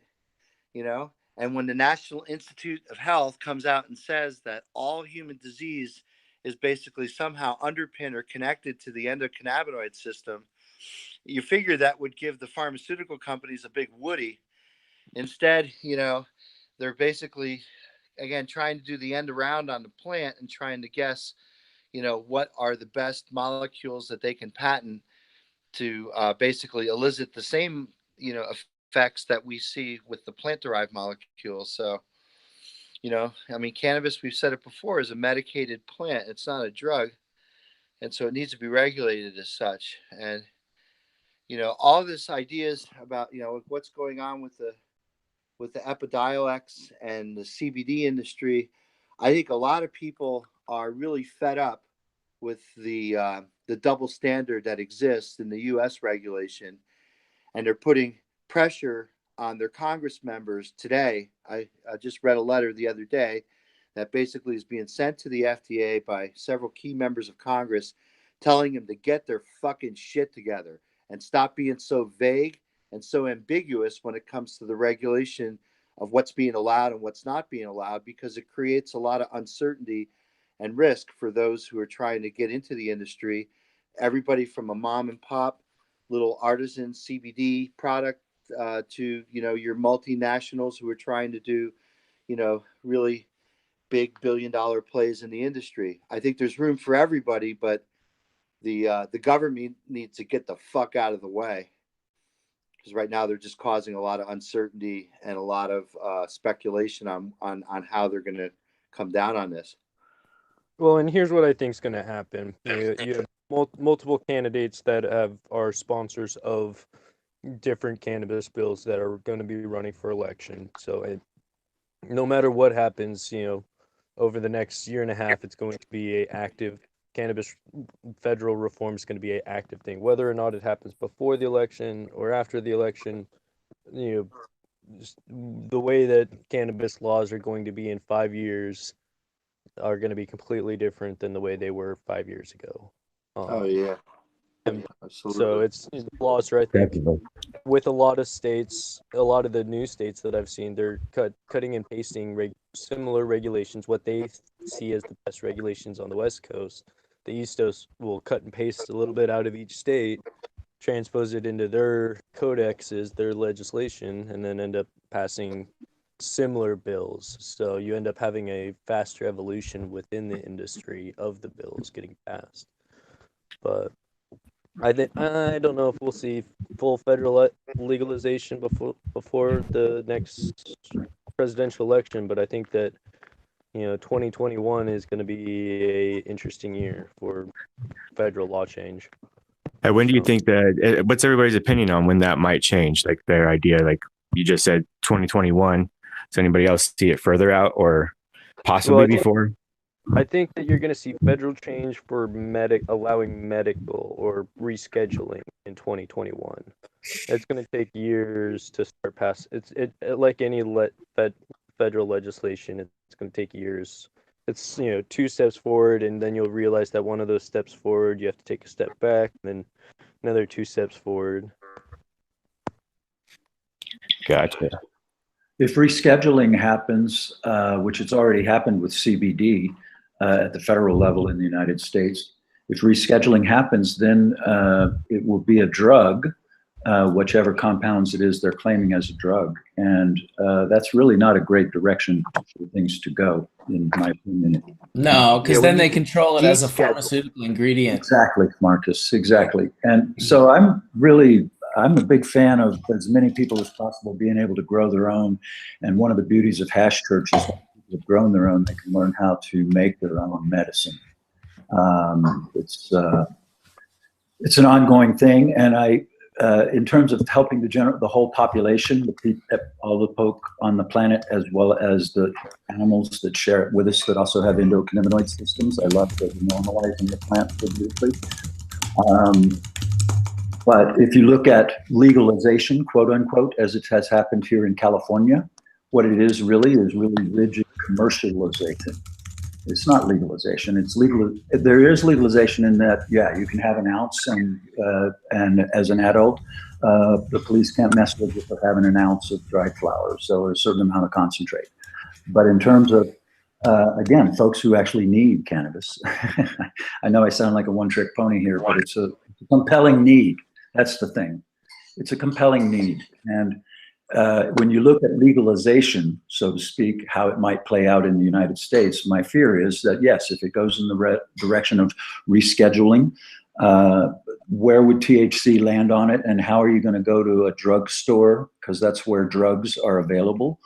Are we going to blow out the dispensary model and turn that into Walgreens and CVS and these other chain stores. And that level of commercialization is coming to the cannabis marketplace, no question about it. But I think for a number of years, it's going to be very complicated and difficult because of states' rights issues and local jurisdictions and national policy. And we'll see. I mean, it's come a long way in my life. I mean, most of my adult life in the United States, you could go to jail for having a joint. And now look at where we are now. So I give thanks every day in that way. We've come so far. But right here in California, which is, we've had legal, quote unquote, cannabis for 20 years or more. Some of the folks who most need cannabis, their supply chain has been disrupted because of the law. The legalization structure just outlawed compassionate use, cooperative, collective model. And so that's one of the ways that legalization can play out. It's not great, but here we are. So that's enough. Hi, Mark. Thanks for sharing, Wade. Thank you, Marcus. I really appreciate the Hash Church thing. Whatever I can do to help this happen more regularly, I'd be glad to be involved. Thank you so much. Well, I'll tell you, without really even trying, we nailed 3 hours today. We just hit 3 hours right now, which is unbelievable, man. I was going to do an hour. My wife's been texting me for 2 hours, like, "Hey, are you going to go out with Tanner later?" I'm like, "Oh yeah, no." Anyway, my son is anxiously awaiting me right now down at the trampoline. So I want to thank everyone for taking the time and sharing your information and your stories, and all of you. I appreciate every single one of you, and all of the people listening and watching. I appreciate all of them as well. It's fun. I missed it. I won't lie. I missed Hash Church. So maybe we can get another one going next week. I'll put some invites out and send some emails, and we'll see if we can't get another. It's just a matter of putting the energy into it. It really is an energy thing. If I could just do one every week by just sending a blast email and getting at least 10 people, I would prefer it. But the show's caliber sometimes are pretty damn good when we, do a little pre-production value in there with just conversation and topics and people who will be invited, etc. But thanks everyone. If you guys want to say your thanks, I'll let you do that, and then I'm gonna terminate today's broadcast. It's too much fun not to do, Marcus. Right? I agree. Definitely. I agree. Everybody. Thanks, Dr. Mark. Thanks, Rakkems, House of Harlequin, Skunkman Sam, D420K, Johnny B, everyone. Cheers. Thanks. Well, Bye.